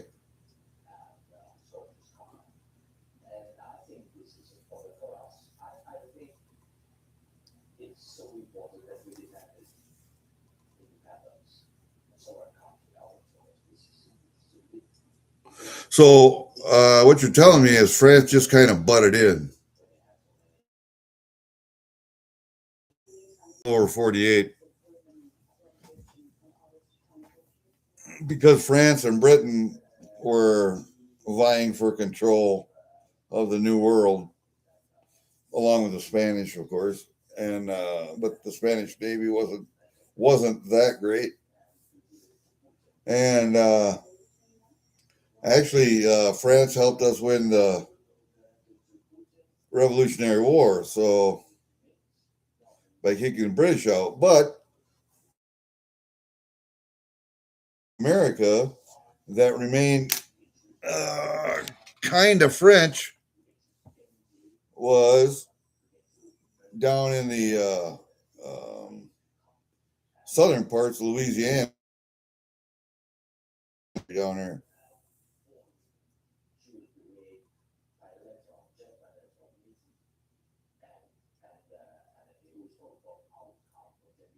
Otherwise, because the British tried to establish colonies and tax us and all that shit, France didn't. They just came, they claimed territory, but they didn't set up really any establishments and try to form a government. But the British did. And I dare say if the French had tried that first or at the same time, we might be French to this day. Who knows?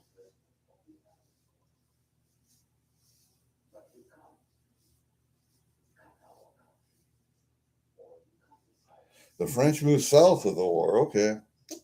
That's very possible. Very, very possible.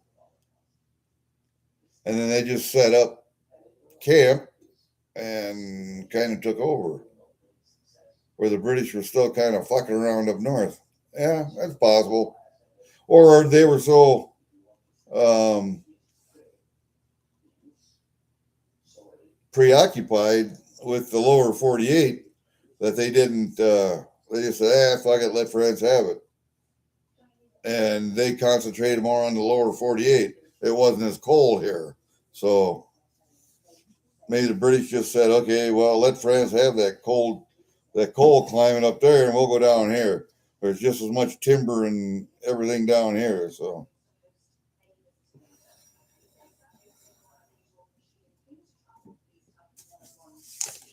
1812, half penny. Let me see what that. Ooh, token, half penny token. Oh, I like that. Well, I wonder what that costs.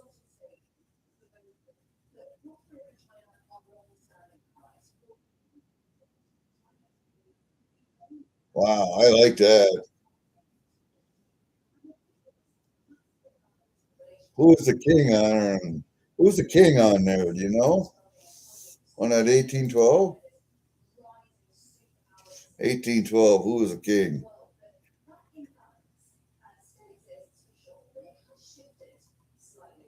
Because that with the leaf crown almost looked like a Roman emperor.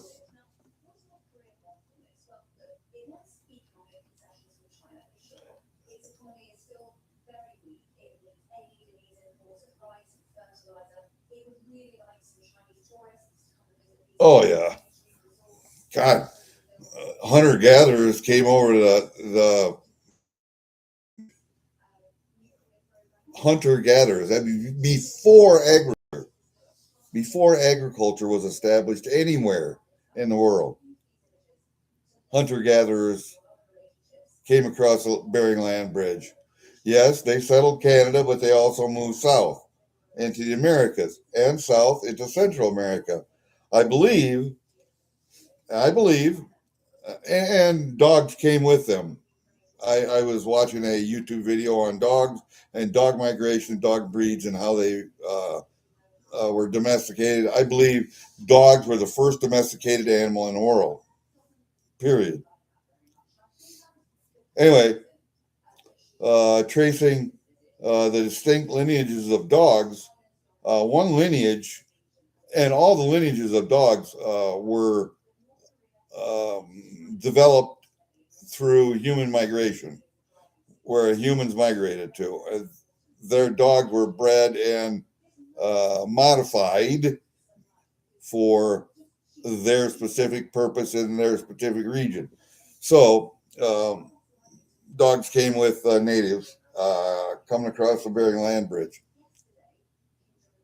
But I do believe that Polynesians came across the Pacific, whether it was from the big islands out in the middle of the Pacific, that it was a whole continent at one time, or they came from individual islands, came to South America because the the facial features are just Polynesian. That's, I mean, that's, you can't dispute that. And the DNA is probably there too. I haven't really researched that, but facial features are Polynesian. So I don't believe that the the indigenous people that came across the land bridge and settled Canada and lower 48 and down south into central went all the way down into South America. I think they stopped in Central America and that was it, or the very tip of South America and stopped. And then Polynesians, or that could have been they went south and interbred with Polynesians. Also a possibility. Yeah, it does look like a Roman coin, freaking awesome. It's really weird, but I wonder what that cost. The Curse of Oak Island. Nah, you can follow that for years. I followed that for 8 years. They didn't find any treasure. I said, fuck it. I'm not going to waste my time watching it.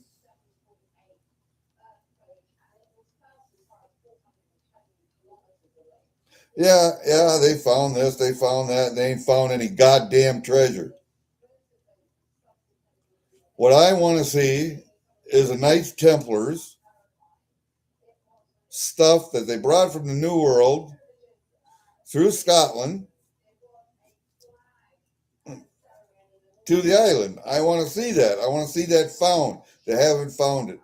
There's no big treasure. There's no big payoff. So I'm not watching the show anymore. Haven't for years. And I'm happier for it. You're going to waste your time, Taragatsu, following that TV show. They're going to stretch that thing out for as long as they can. I'm sure they found it by now. What they found, nobody knows.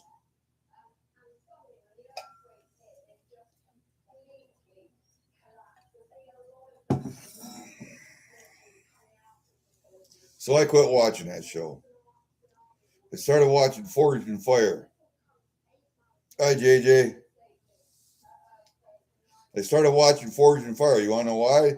Because at the end of every show, there's a product, there's a payoff. You have this knife, you have this sword, you have a piece of artwork that somebody produced by hand. And that is what I like. That's what I like. Otherwise, you're going to waste your time with Oak Island. You really are. No, I made notes. I wrote that down right there. The Bank of Lower Canada from 1791 to 1841. And I got a half penny that's right toward the end of 1837. And I kind of wonder how many of those coins are still out there.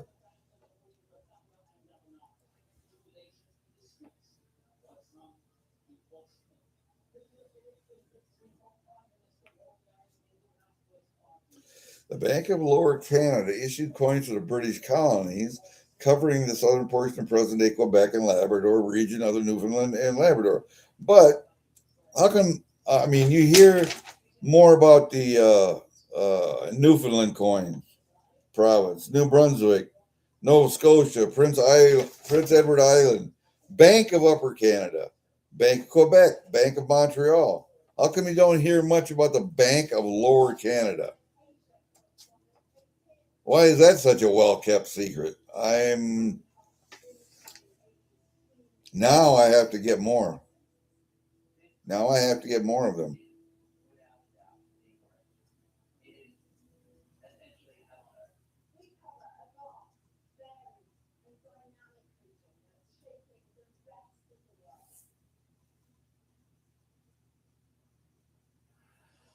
What? The last video? You couldn't get any access to it? Why? Okay, I'll go and look, but holy crap. Uh, should be able to get access to that. I mean, the only video. What was the video that I dropped anyway?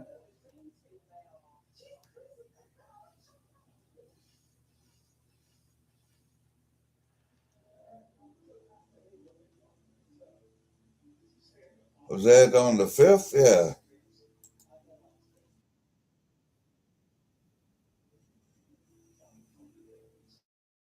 13 likes on it, 43 views.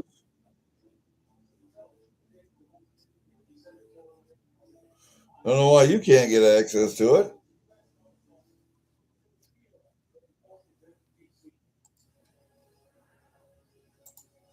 I don't know.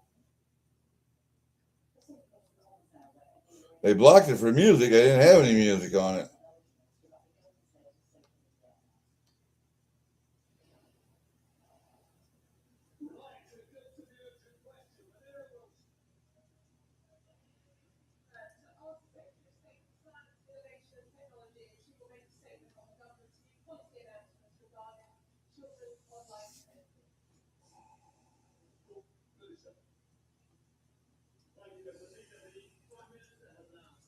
Okay.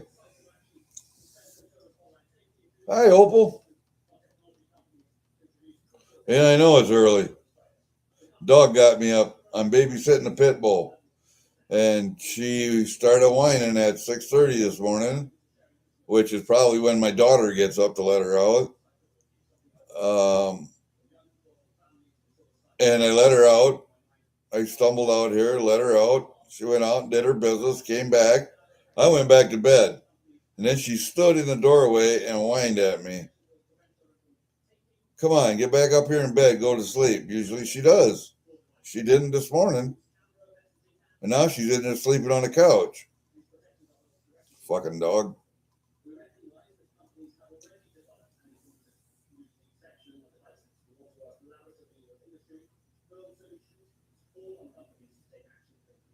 No, my channel's not monetized.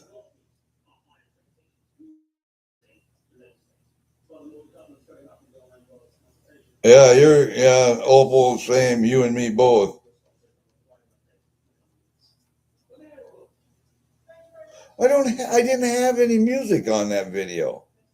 I don't play music on my videos. I don't know what they're talking about. And if it was blocked, they would have sent me an email. Let me look.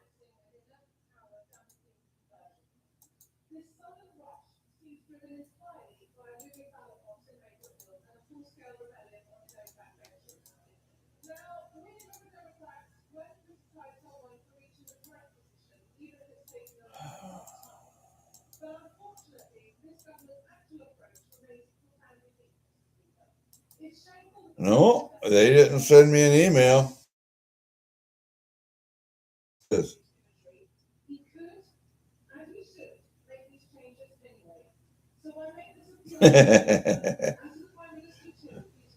So no, they didn't send me a letter or an email saying you're blocked or you're got a strike or something, because that's what they usually do, especially if I show a gun live. If I actually touch a gun, they will give me a strike and they'll send me an email. But I have I'm on my channel. I open another tab. I'm on my channel, and that video is playing right now. It doesn't say anything about being blocked.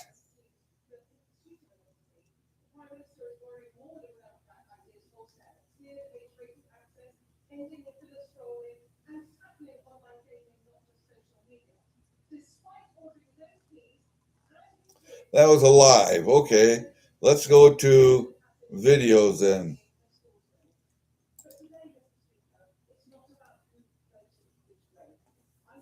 The last video I did, I get a month ago.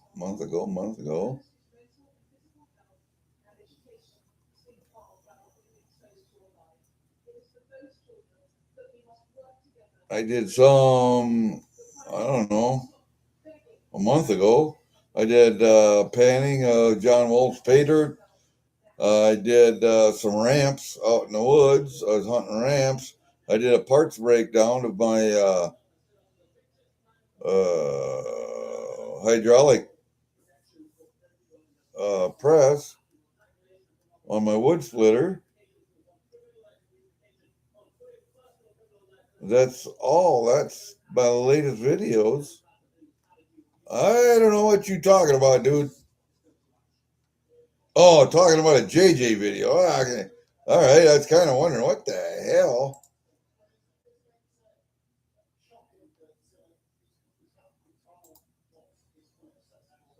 I'm reading it. All right, Rhonda, I got it. All right, I got it. I'm old. Give me a break. I'm gonna be old next month. I'll be 70. A dentist appointment on your birthday? Hopefully, it's just for cleaning. If they got to drill and fill a cavity or pull a tooth, you're going to have fun. No excuse.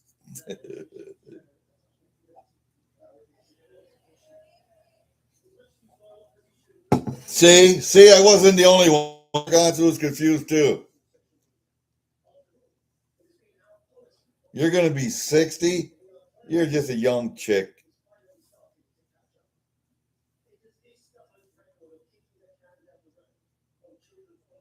I'm going to be 70 next month. And I think I'm done jumping out of airplanes unless I start feeling better.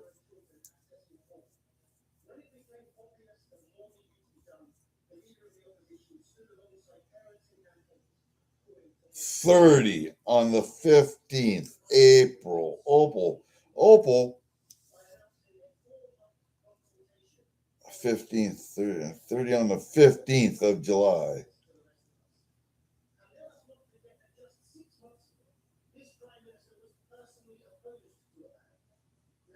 See, JJ and me, we're about the same. And we're only 5 days apart on birthdays, too. So We're a year apart on ages, but June 15th. Oh, I see. June 15th. And you're going to be 30? Holy shit.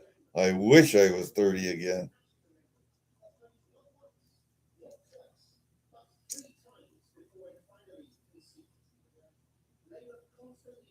I would have done a lot of things different. Nah, not at 30 I wouldn't. At 27 I would have done things different.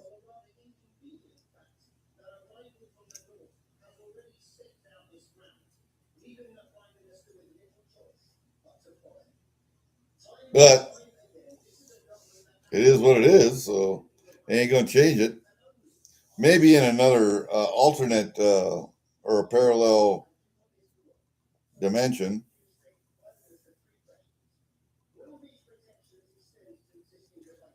because I firmly believe that the many universe theory and dimensions are the same thing. Dimensions of time, dimensions of time, because 1 second different in time, someplace else, your life is completely different. Just 1 second difference, or a nanosecond, or whatever. But that's what it is. That's the many universe theory. Just different dimensions. Well, dimensions. Um, the concept of different dimensions actually relies on the theory of time. In the big scheme of things, the big explosion that formed the universe, how long did that take from start to finish? Well, we're still expanding.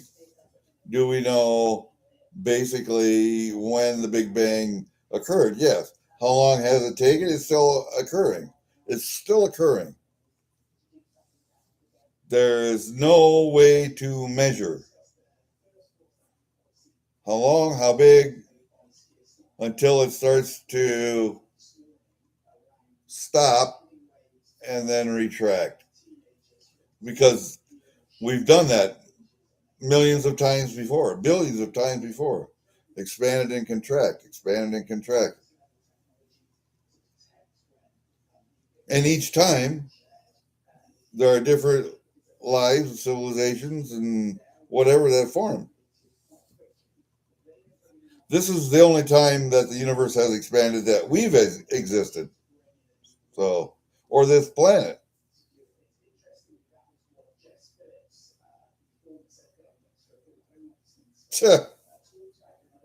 Tell that to my body, buddy. You're lucky I can fall out of the plane. I don't jump anymore. I just fall out. They set me right next to the door so they can push me out.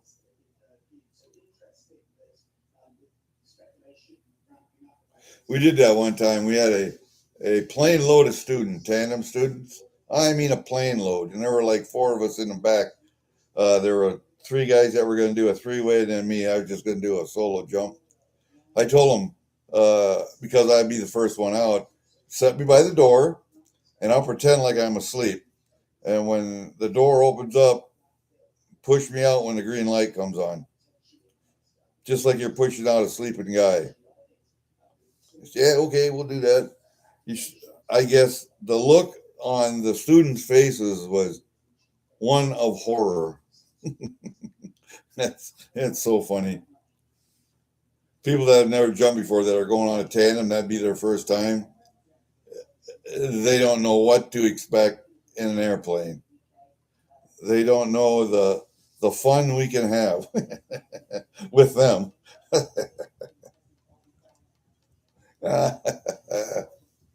Yeah, it's fun. But I think um, the last few years have been fun, going up to Baldwin and jumping. I like the people up there. I like the small DZ attitude that they have, the vibe that's there. Um, the airplane, of course, I like the airplane, but I like the altitude. I like the fact that they pretty much let me just jump and fall and land and don't say a whole hell of a lot to me. Well, Gary, you should try this. Gary, you should try that. Make your landings a little softer. To maybe your approach could be. Nah, they don't do that. They can see I know what I'm doing, and they just leave me alone, which is the way I like it. I mean, I've been up there for one party or two parties, cookouts and karaoke and that kind of stuff at night, but I don't usually go up there and stay up there for that. I usually just go up for a day, jump, make 2, 3 jumps, get in the truck, drive back home. I don't use see. One time I used to go up. I wanted to stay up there all weekend, so I just got a hotel weekend. You know, so I stayed over Friday night, Saturday night. Hey, Pedro, what's up, buddy? And then I stayed up there for the parties, but I usually don't do that. You know, that was when I was first started to go there and started to get to know people, and so yeah. But that's that's what we did. Hey, Pedro, you want to see what we did this morning? We filled another book, or tried to fill another book of large pennies. I had one book that was completely full of large pennies, and I had so many that I wanted to actually do another book and then sell the book. Well, getting to look, I was missing one penny right there. Let me see. Where was he at? Right here on the bottom. I was missing that one. This one right here was fucked up. I had one, but it was a fucked up coin. The same with these other two over here. They were kind of messed up, so I didn't put them in the book. The back page was good, but I'm missing those four. So rather than get a full book, I got a partial book. But this one is full.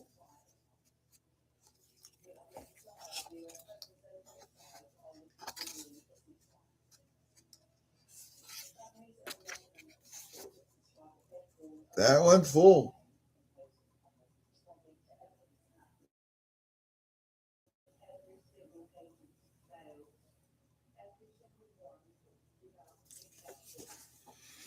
So, yeah. So I'm missing four coins, so I had to call Furvid, tell him what I'm missing, see if he could try and find them for me.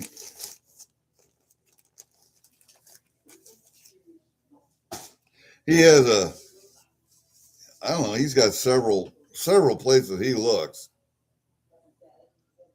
Yeah, Canada cents, not British, Canada. Canada.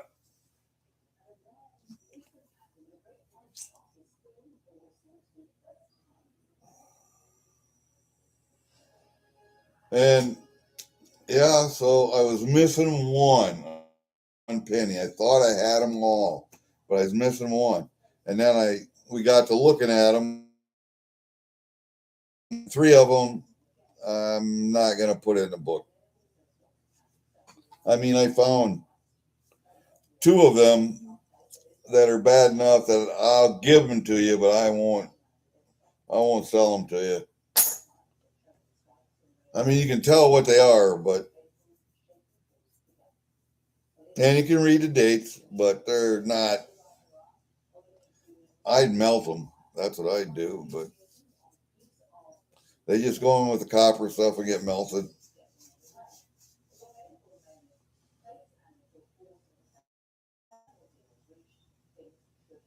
Yeah, time for that insurance to go way up.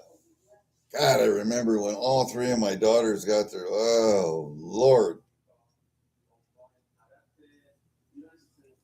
Let's see, the oldest one hit a deer and she smashed up a car. So she got two cars. Then my middle one flipped the car over in the wintertime. And I took the hit for that. So she got off lucky. But that two cars for her. And then my youngest daughter, she's the only one that never hit a deer or had an accident. Oh, what was one of them ran into the light pole in a gas station parking lot. And when the police came, they didn't give her a ticket because it was on private property, but they did a report so the insurance would pay. And that one just got fixed. That fuck up got fixed. The deer damage, that one was too bad there. And then I don't know if it was the middle one or the oldest one that hit I think it was the middle one that hit the light pole. So she had two screw ups. And the youngest one, I don't think she had an accident with a car. So she only got the one car. And those were their cars. I bought them those cars for them. So they had those cars when they went to college. And they had them all through college until they got their own jobs and then they bought their own cars.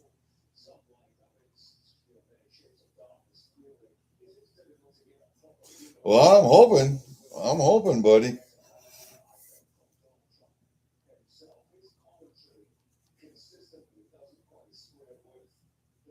Had to ride a skateboard to work until you were 35. Not me, buddy. There was only one period in my life where I could have rode a bike to work, and that was the 7 year stretch that I lived in southern Iowa in Washington. I bet I lived a mile from where I worked, but that was the only 7 year period where I could have done that. Every other period of my life, I had to drive 30, 40, 50 miles to get to work.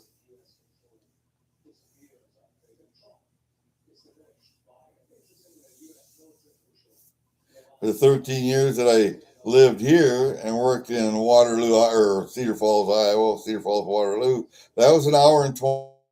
I don't even know how many miles. Just took an hour and 20 minutes one way. So that's 3 hours both ways every day. Then 11 years we lived in Chicago. It was an hour to work one way up to Glenview, from Bolingbrook up to Glenview. But with traffic at night, sometimes it took 3 hours to get home. Just because it was stop and go, stop and go. Freeway. This is on a freeway now with toll booths and everything. Stop and go, stop and go. 3 friggin' hours sometimes.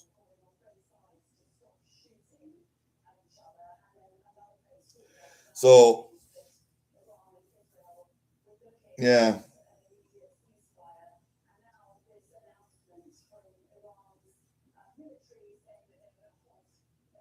I think about that. 86 to 2000, 99, something like that.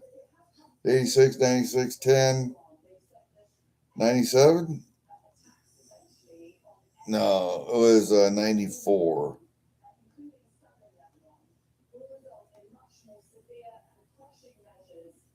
Because I retired in 95 down there, so it's probably less than 11 years up there.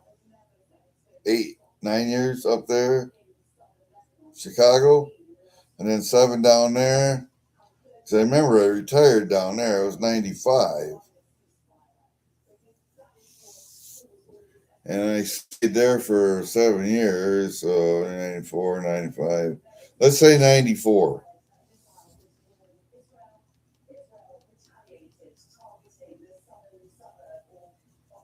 Had to be 2000, early 2001, because when September 11th happened, I was still down there.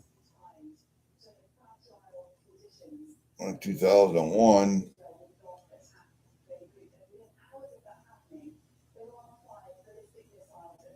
moved up to here and worked in Cedar Falls, Waterloo, and retired in 2012. So 11 years going back and forth there. Yeah. All right. Well, you don't drive, period. Malibu for $100. Yeah. Oh, Galaxy 500. Good car. Nice, dependable.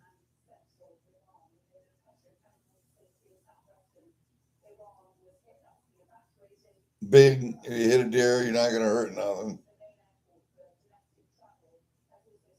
Malibu's a nice car.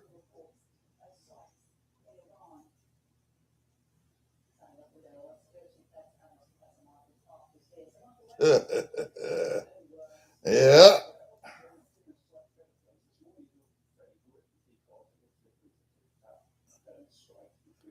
Never even had a permit. Where? Well, you live in Marshalltown, so you can go wherever on bus, can you? Or do you have friends drive you around, Opal?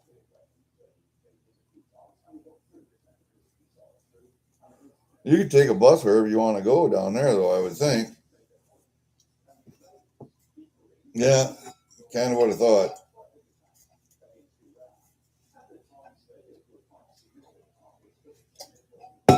Even this little city up here, Osage, has a form of public transportation. I think you have to sign up for it, but they have a van that comes around, picks you up, and takes you places. A, not a small van, a large van.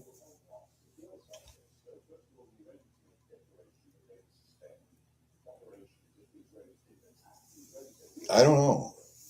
I always bought the kids. I had a buddy, guy I went to school with. He inherited his dad's junkyard, a salvage yard, a place where you go buy parts. And he would get insurance accident cars in, and the insurance company totaled them, but they weren't that bad, so he would fix them up and sell them as clunkers, and used cars. And I bet I bought 4 cars from him for under $4,000. But let the girls drive them.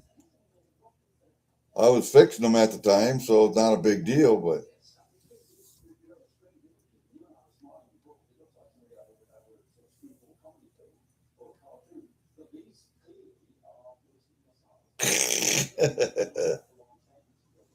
wow.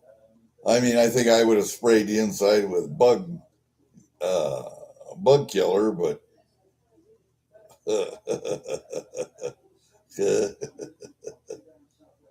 I think I would have found where the wasp had a nest. Spiders, I'm not real sure what kind of a nest they build, but I am sure wasps. So that's funny. That's funny.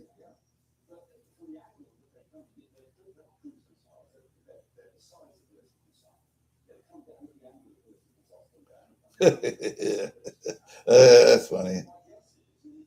And Iowa Falls until 18. Okay. Iowa Falls, pretty small town. Not that big.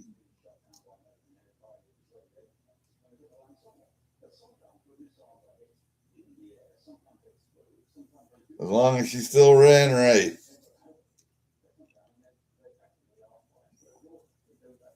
Try finding a used vehicle for $300 today. You ain't going to. My father-in-law he's selling everything. He's moving into assisted living. He's done. He's given up.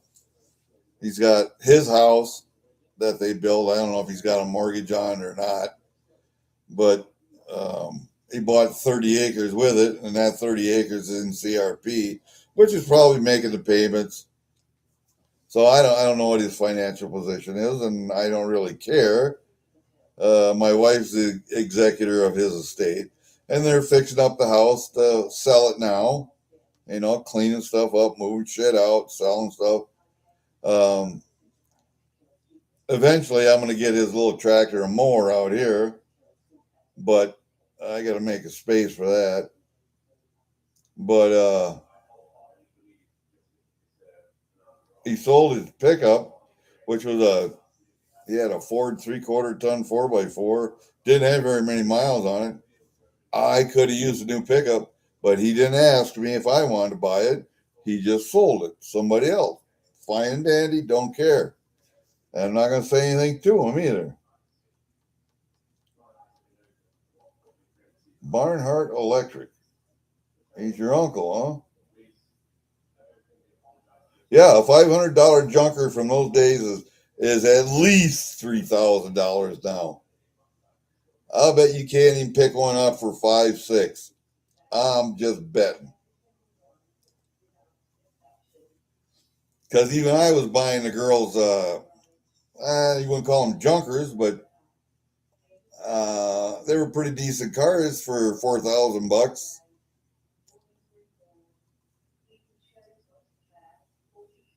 What are the little Ford cars nowadays? Ford, not Festivas, not,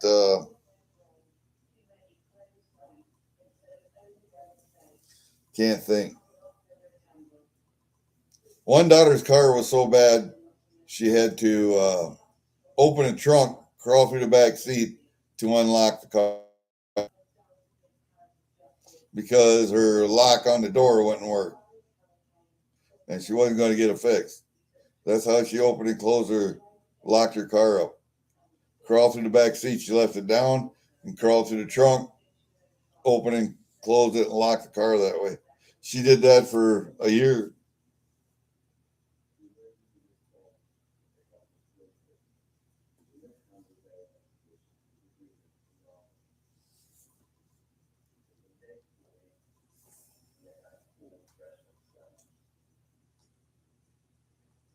Yeah, El Camino would have been,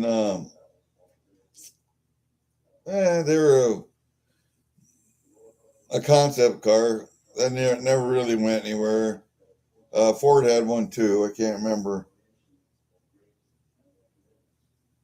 what that was called. Concept car. Tried to blend a car and a pickup. A car that would haul stuff. Eventually morphed into an SUV. So, whatever.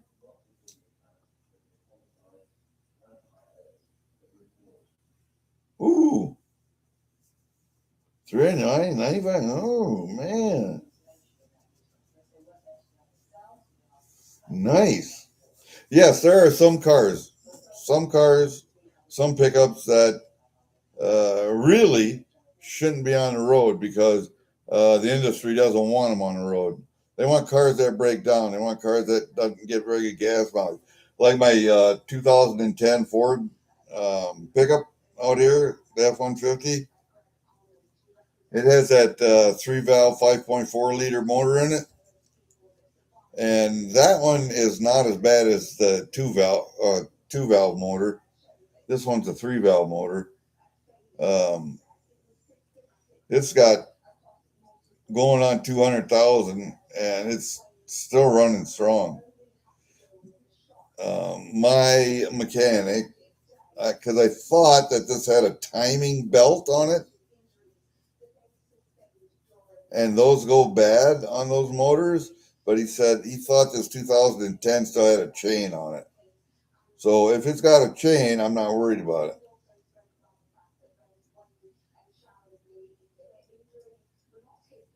Yeah, 426 Hemi. Yeah, yeah, yeah. Well, at one time I had a 68 GTO with a 400 and a 4 speed.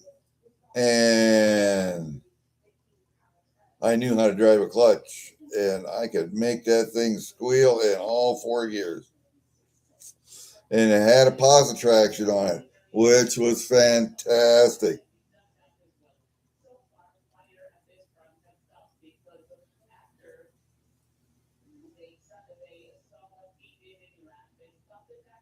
Yeah, I got rain last night. And it's still overcast, cloudy today, which is why I really don't want to transport this gun case because it's a wood gun case. It holds 6 long guns, has a drawer in the bottom in it, and I broke them, and I need new glass put in. So I was going to transport it over to Mason City Glass and have them put new glass in for me. But I'm not going to transport it when it's wet outside or there's a threat of rain. I will wait until it's a sunny day before I go over there.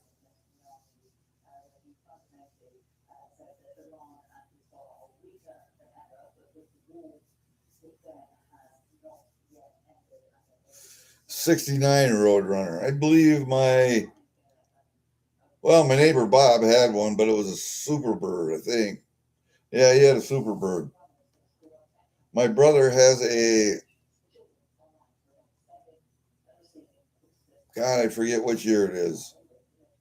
It's a 70 something Roadrunner. It's when they changed from the square body to the narrow long body with the longer hood. If you remember that one, it had the Roadrunner white stripe. His is red, had the white stripe on the side with the Roadrunner up on the trunk.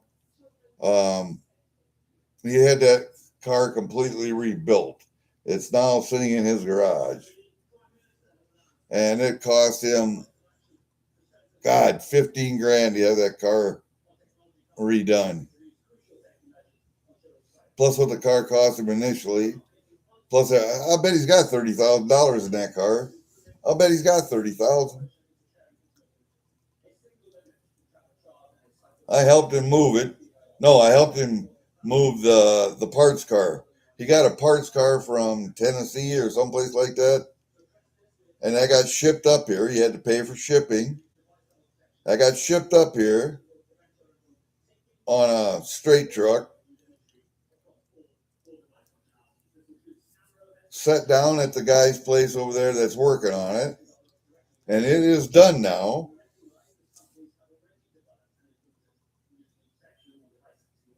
And I have to haul it up and get the motor and tranny put in it. Parts car is sitting. I thought it was in his garage. No, it's over at his other. It's at his farm place. He's got a farm place out in the country where he raises a few pigs and he raises some dogs. He's got a equipment shed there. Used to have a house there, but that got torn down years ago. And I guess that parts car is sitting out there now. I thought it was in his garage, but it's not. Anyway, he's got that one. It's sitting over there at that guy's place yet. And I'm supposed to haul it up to Austin, Minnesota to put the motor and tranny in that guy rebuilt for him. I think that car had a 318 in it to start with. I don't know how much this original car is left, but I think he put a 340 or a 360 in it. One or the other. If it was me, I'd have put a 340 in it, but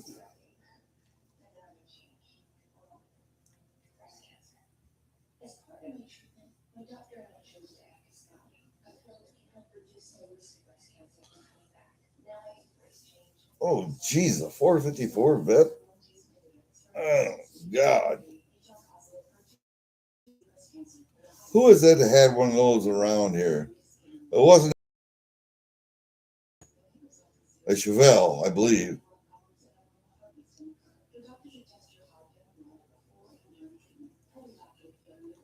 Can't remember anymore. I remember back in high school, though, just about every boy had a muscle car. Neighbor Rich, he had a Nova SS with a 396 in it, I think two of the guys in school did. Rich did. Oh, and Rich. Rich and Rich. Rich Goodell, yeah. They both had 396 Novas. I had a GTO. Somebody else had a GTX. I wish I had that GTX now. Man. I wish I had my GTO, but I went into the Army. I sold it to my brother, older brother Steve.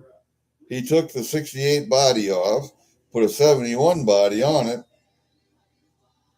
and resold it to a doctor in Des Moines, Iowa, who came up to look at it in his Corvette.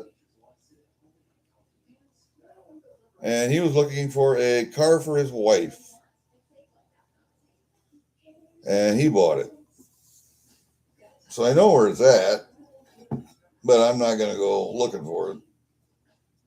You know what a GTO costs nowadays? A restored GTO costs $30,000-$40,000. I ain't got time for that.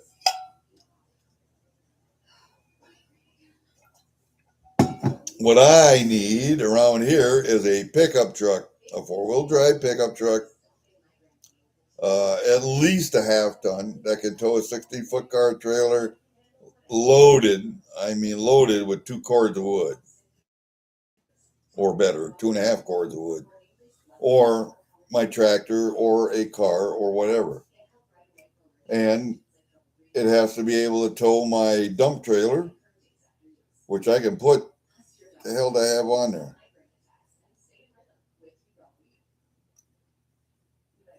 Over 10,000 pounds of metal on there. Was almost 10,000 pounds. I took it up to Leroy and dumped it the other day. And that's what I got to do today. I got to put that tire back on dump trailer.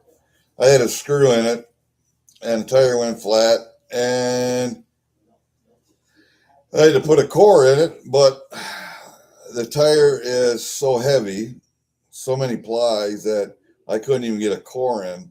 So I had to take a drill and drill bit and drill a hole out so I could put a core in. And I wanted to see if it was going to hold air, and it looks like it is. So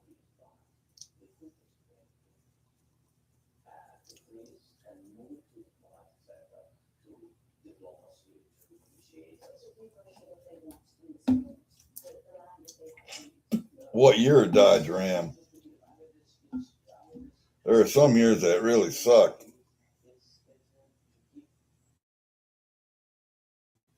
Yeah, exactly. Awesome. Freaking awesome. I don't know if it's 100 grand, but last time I looked, they were like 35 grand. So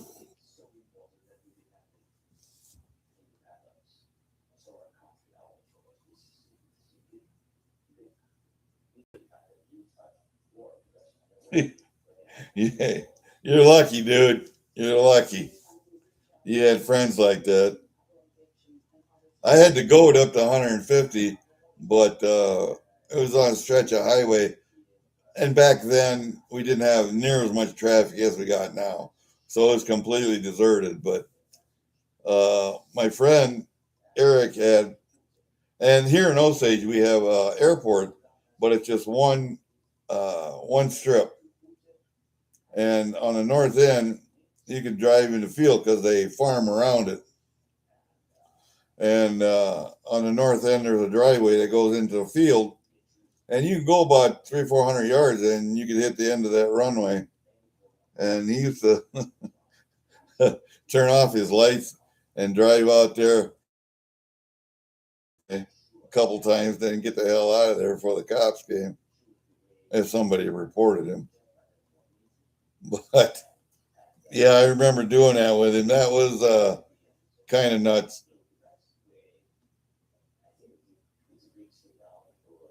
Yeah, airlift shocks. Yeah, I thought about doing that on my pickup.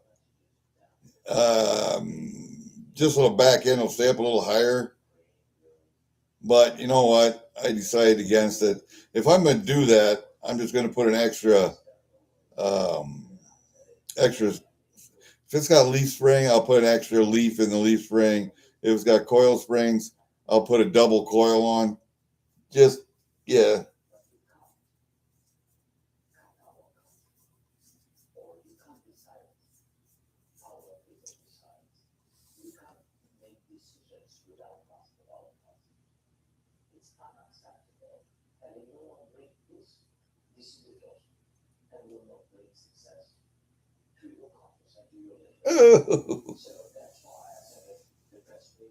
Put air shocks on your 55?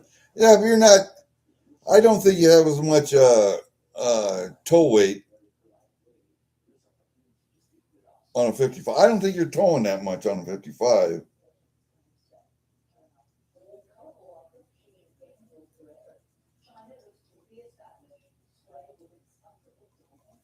See, I thought about that too, but I don't know if I want the headache. That's just something else to go wrong. So I think, if I really want to bring that back end up, I'll either put a lift kit on or put a new, or put one extra spring in or a double coil. I think that truck has leaf and coil. I have to look, but I think they have leaf and coil. You're 5'4" now? My wife is 5'2", or so she says.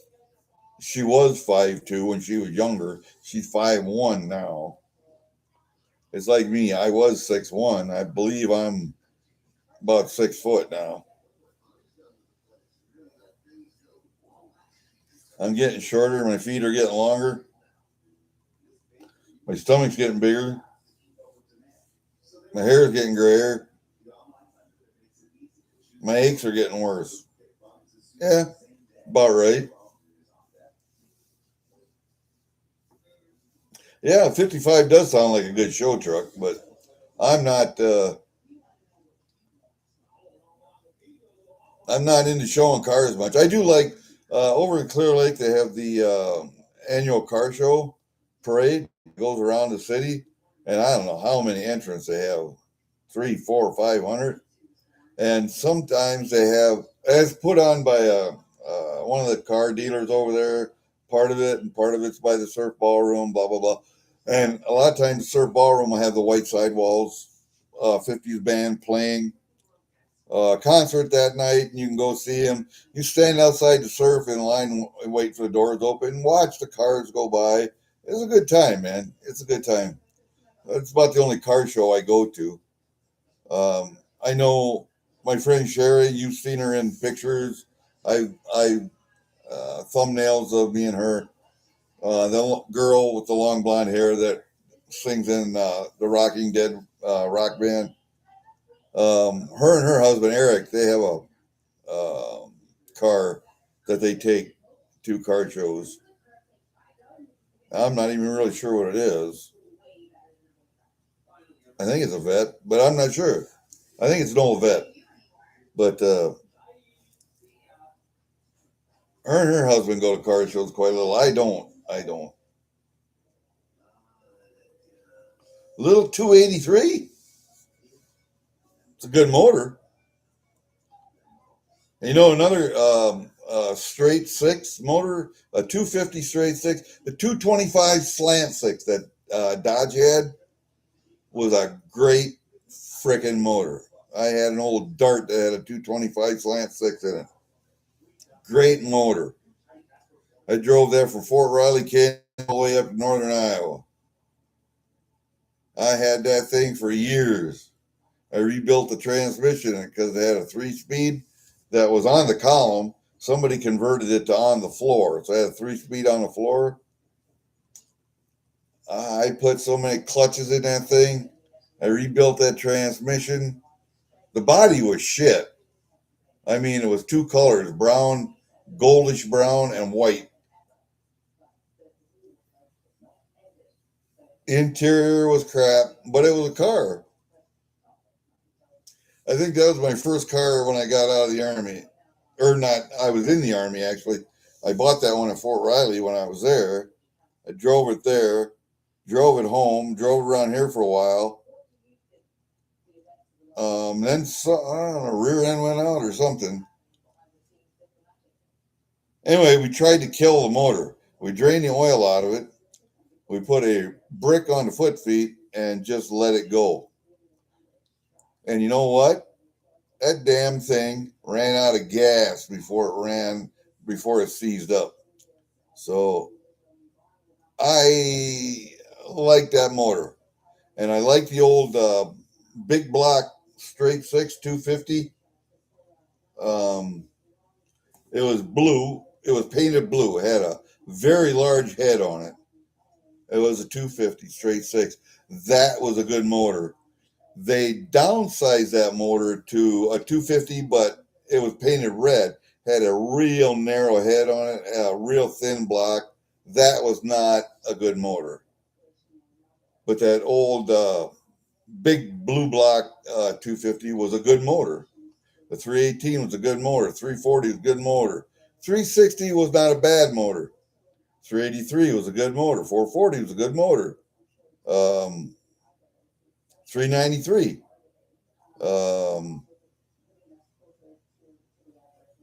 440. 420. There were some good motors, man. They really had some good motors.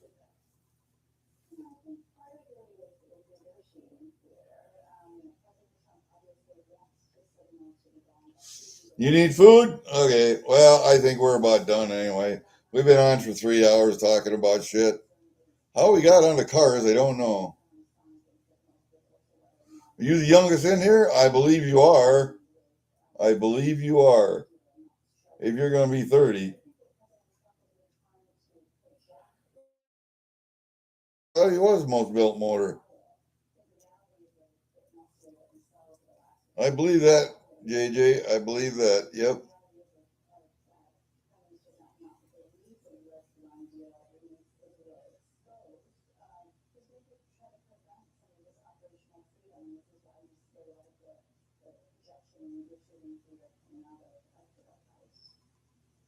Well, you was only 4, but Hidden's 5. So,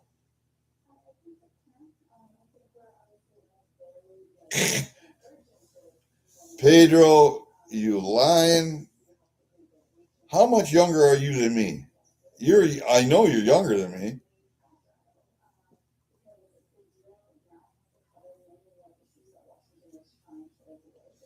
Because my youngest daughter turned 30 just a few days ago. And I waited 10 years after I was ready to have kids. So I was married for 10 years before I had a kid. I think I started having children at 37. I had my last one after I turned 40. I told my wife I didn't want to have any kids in the house when I turned 60. And I didn't. They were all gone by then.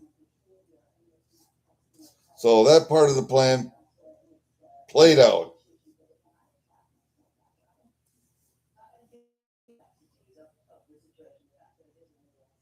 Yeah, Rhonda, if I just started having children when I got married, when I was 27, my youngest would be 40 today, and my oldest would probably be 44.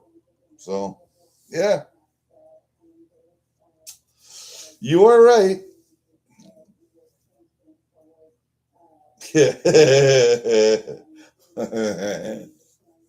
Yes, I still laugh at fart jokes. Yes, I still laugh at dick jokes.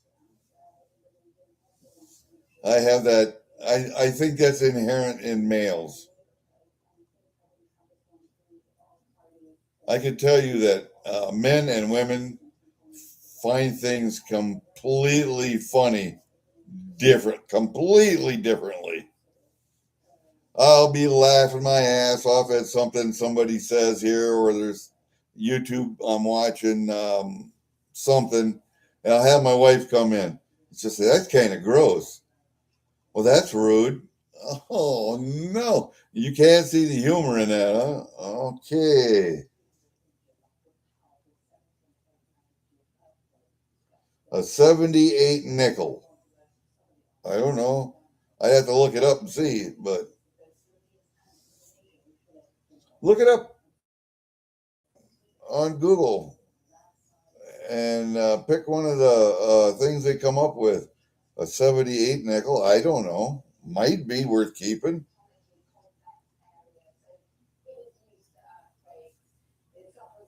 Only MS. Yeah. Okay.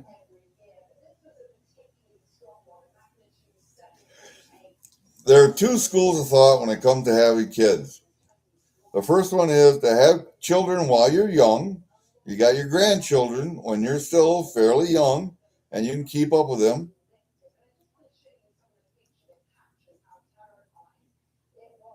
And they'll all be out of the house by the time you're 60 and you guys can then travel and do whatever. And you can wait to have kids like we did. We waited to have kids. We played when we were younger and married. We played. We skydived. That's what we did. We went to boogies, skydiving get-togethers, boogies, um, and we had fun. Then, when my wife turned, I was 37, she was 33. I said, better start having kids because I don't want any kids in the house by the time I'm 60. And she was done at the first two. So 34, 27, been 37. We had the last one um, when I turned 40. So they were out of the house by the time they were 60, but going to college um, and really hadn't got jobs or anything until I was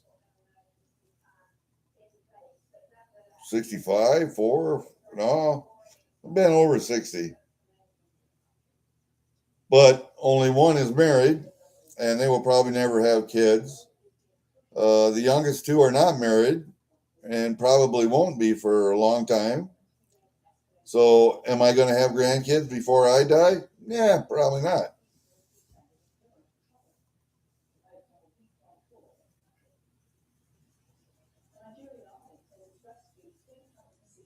Yep, there you go.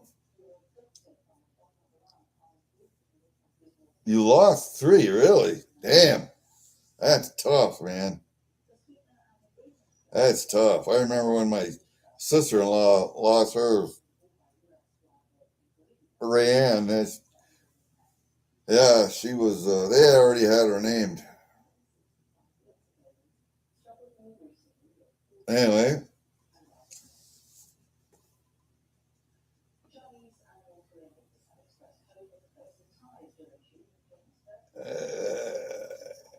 you get and learn. Yeah.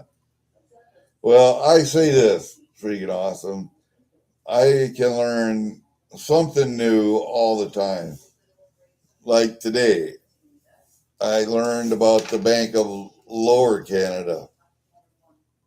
Not the bank, but the province of Lower Canada that actually coined money, issued money for the British colony in southern Quebec and Labrador. I didn't know. I didn't know. So I can learn something from anybody. I don't care if it's an old person or a child. I can learn something new every day. My cat, these dogs can teach me something new every day.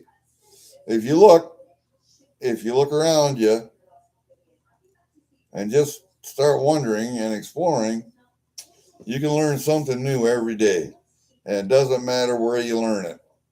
You can learn something new from anything. Cat, dog, child, old person, doesn't matter. Disabled, doesn't matter, man. Oh, Pennies are smarter than you think. I know they are. And this one likes to boop stuff with her nose all the time. She uses it like a pig. She roots. And another weird thing that she does is she rubs her head on the carpet or on a rug.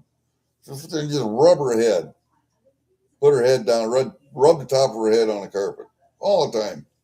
I don't know why. If she's got a headache or what.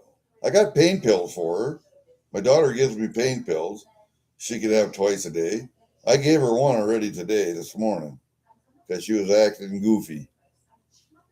And now she's sleeping. So I think she's got a knee problem, back knee problem.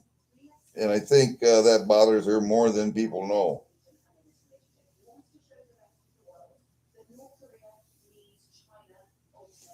To unlock your trash can? Yeah. Well, this one likes to explore trash cans too. I don't. German Shepherd, Husky, Pitbull cross. Holy crap.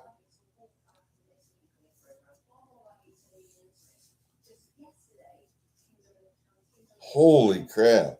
And I bet that dog is talkative as hell with the husky part of her.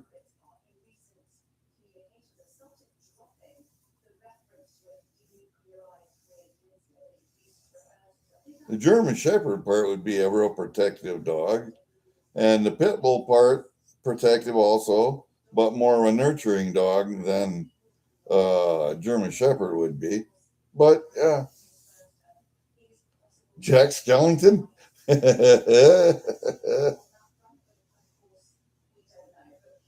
Jack Gallman, you hear that? You got a dog named after you.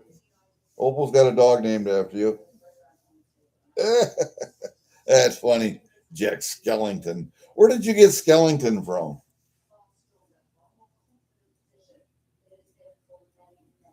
Yeah, I know. Husky shed. I have a friend out in Illinois. Her breed of choice is a husky for some reason, and she likes to foster dogs. So she'll have 3, 4 huskies at any one time in her house.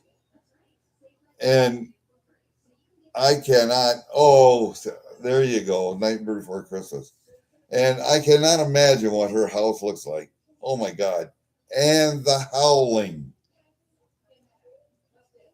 and the drama. Huskies can be such drama queens.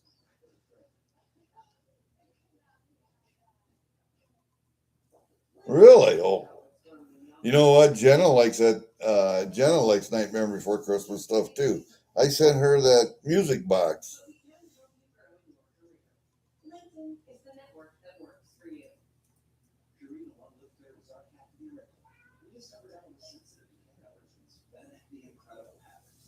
He says, "I love you. I love you." Yeah, this dog does not talk like a pitty does. This dog barks a lot, but it's got some whines and other noises, but it's not like you see on the internet. That that one guy that's got the talking pitty that's beside his head all the time, or that one lady that's got the talking pitty that interrupts her all the time. This pitty here, Pfeiffer doesn't do that. She's more of a barker than a talker, but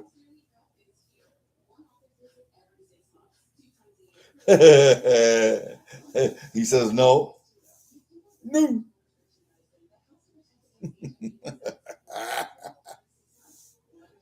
This dog, if I say, "Do you want to go outside?" Because she'll stand there and bark at me, look at me. "You want to go outside? You want to go outside?" And she'll bark, bark like she has to go outside. Okay. So I get up, walk to the door, and she will go someplace else, or she will refuse to follow me. Normally, she'll follow me from room to room, but if I say, "You want to go outside?" and I head to that door, and she doesn't have to go out, she won't follow me. She just sit there and, nope, not going.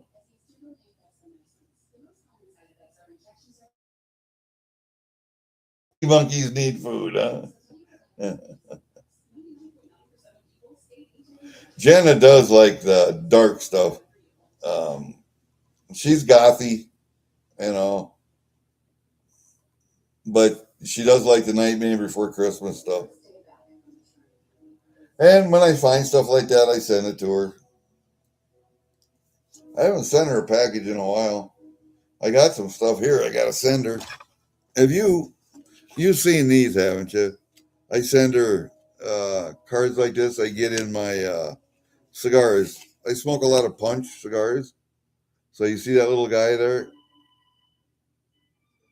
She likes those, so I send them to her. I got a pile of them. If you want some, I'll send you some. This is out of a Mac and Nudo cigar. I saved one. I don't like it as much as I like these, but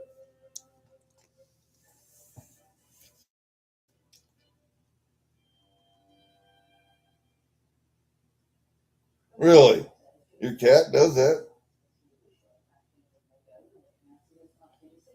3 boxes of molds. What do you mold the stuff out of?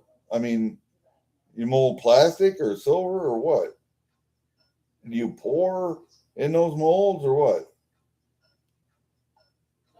See you, Pedro. Thanks for stopping by, buddy. What do you mold? I mean, you have the molds, but what do you pour and what do you make?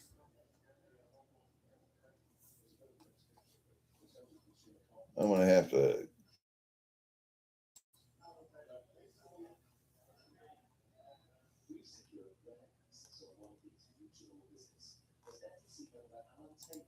I will go to your channel and see if I can see what you make. I've been there, but I don't.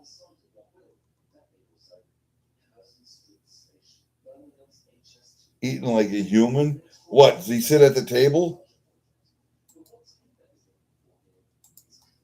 Does he sit at the table with you and eat like a?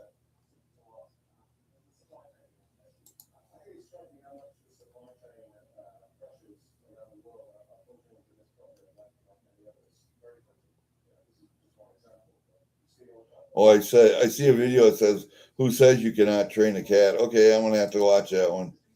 I'm gonna have to watch that one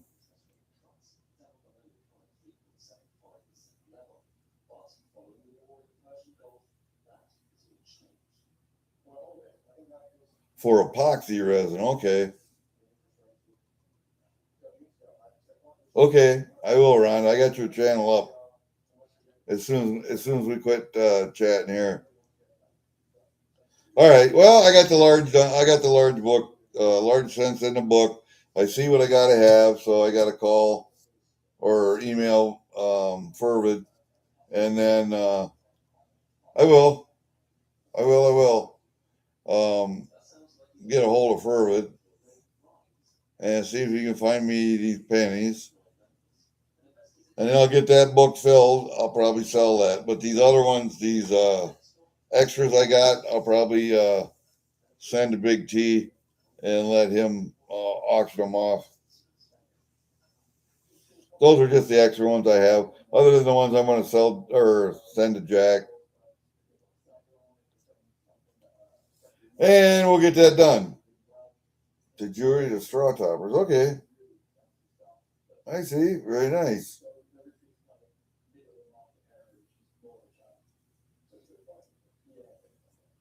All right, Rhonda, have a good visit at the heart doctor.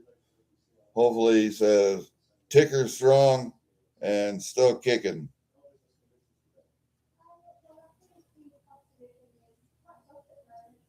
Ah, I see, Opal.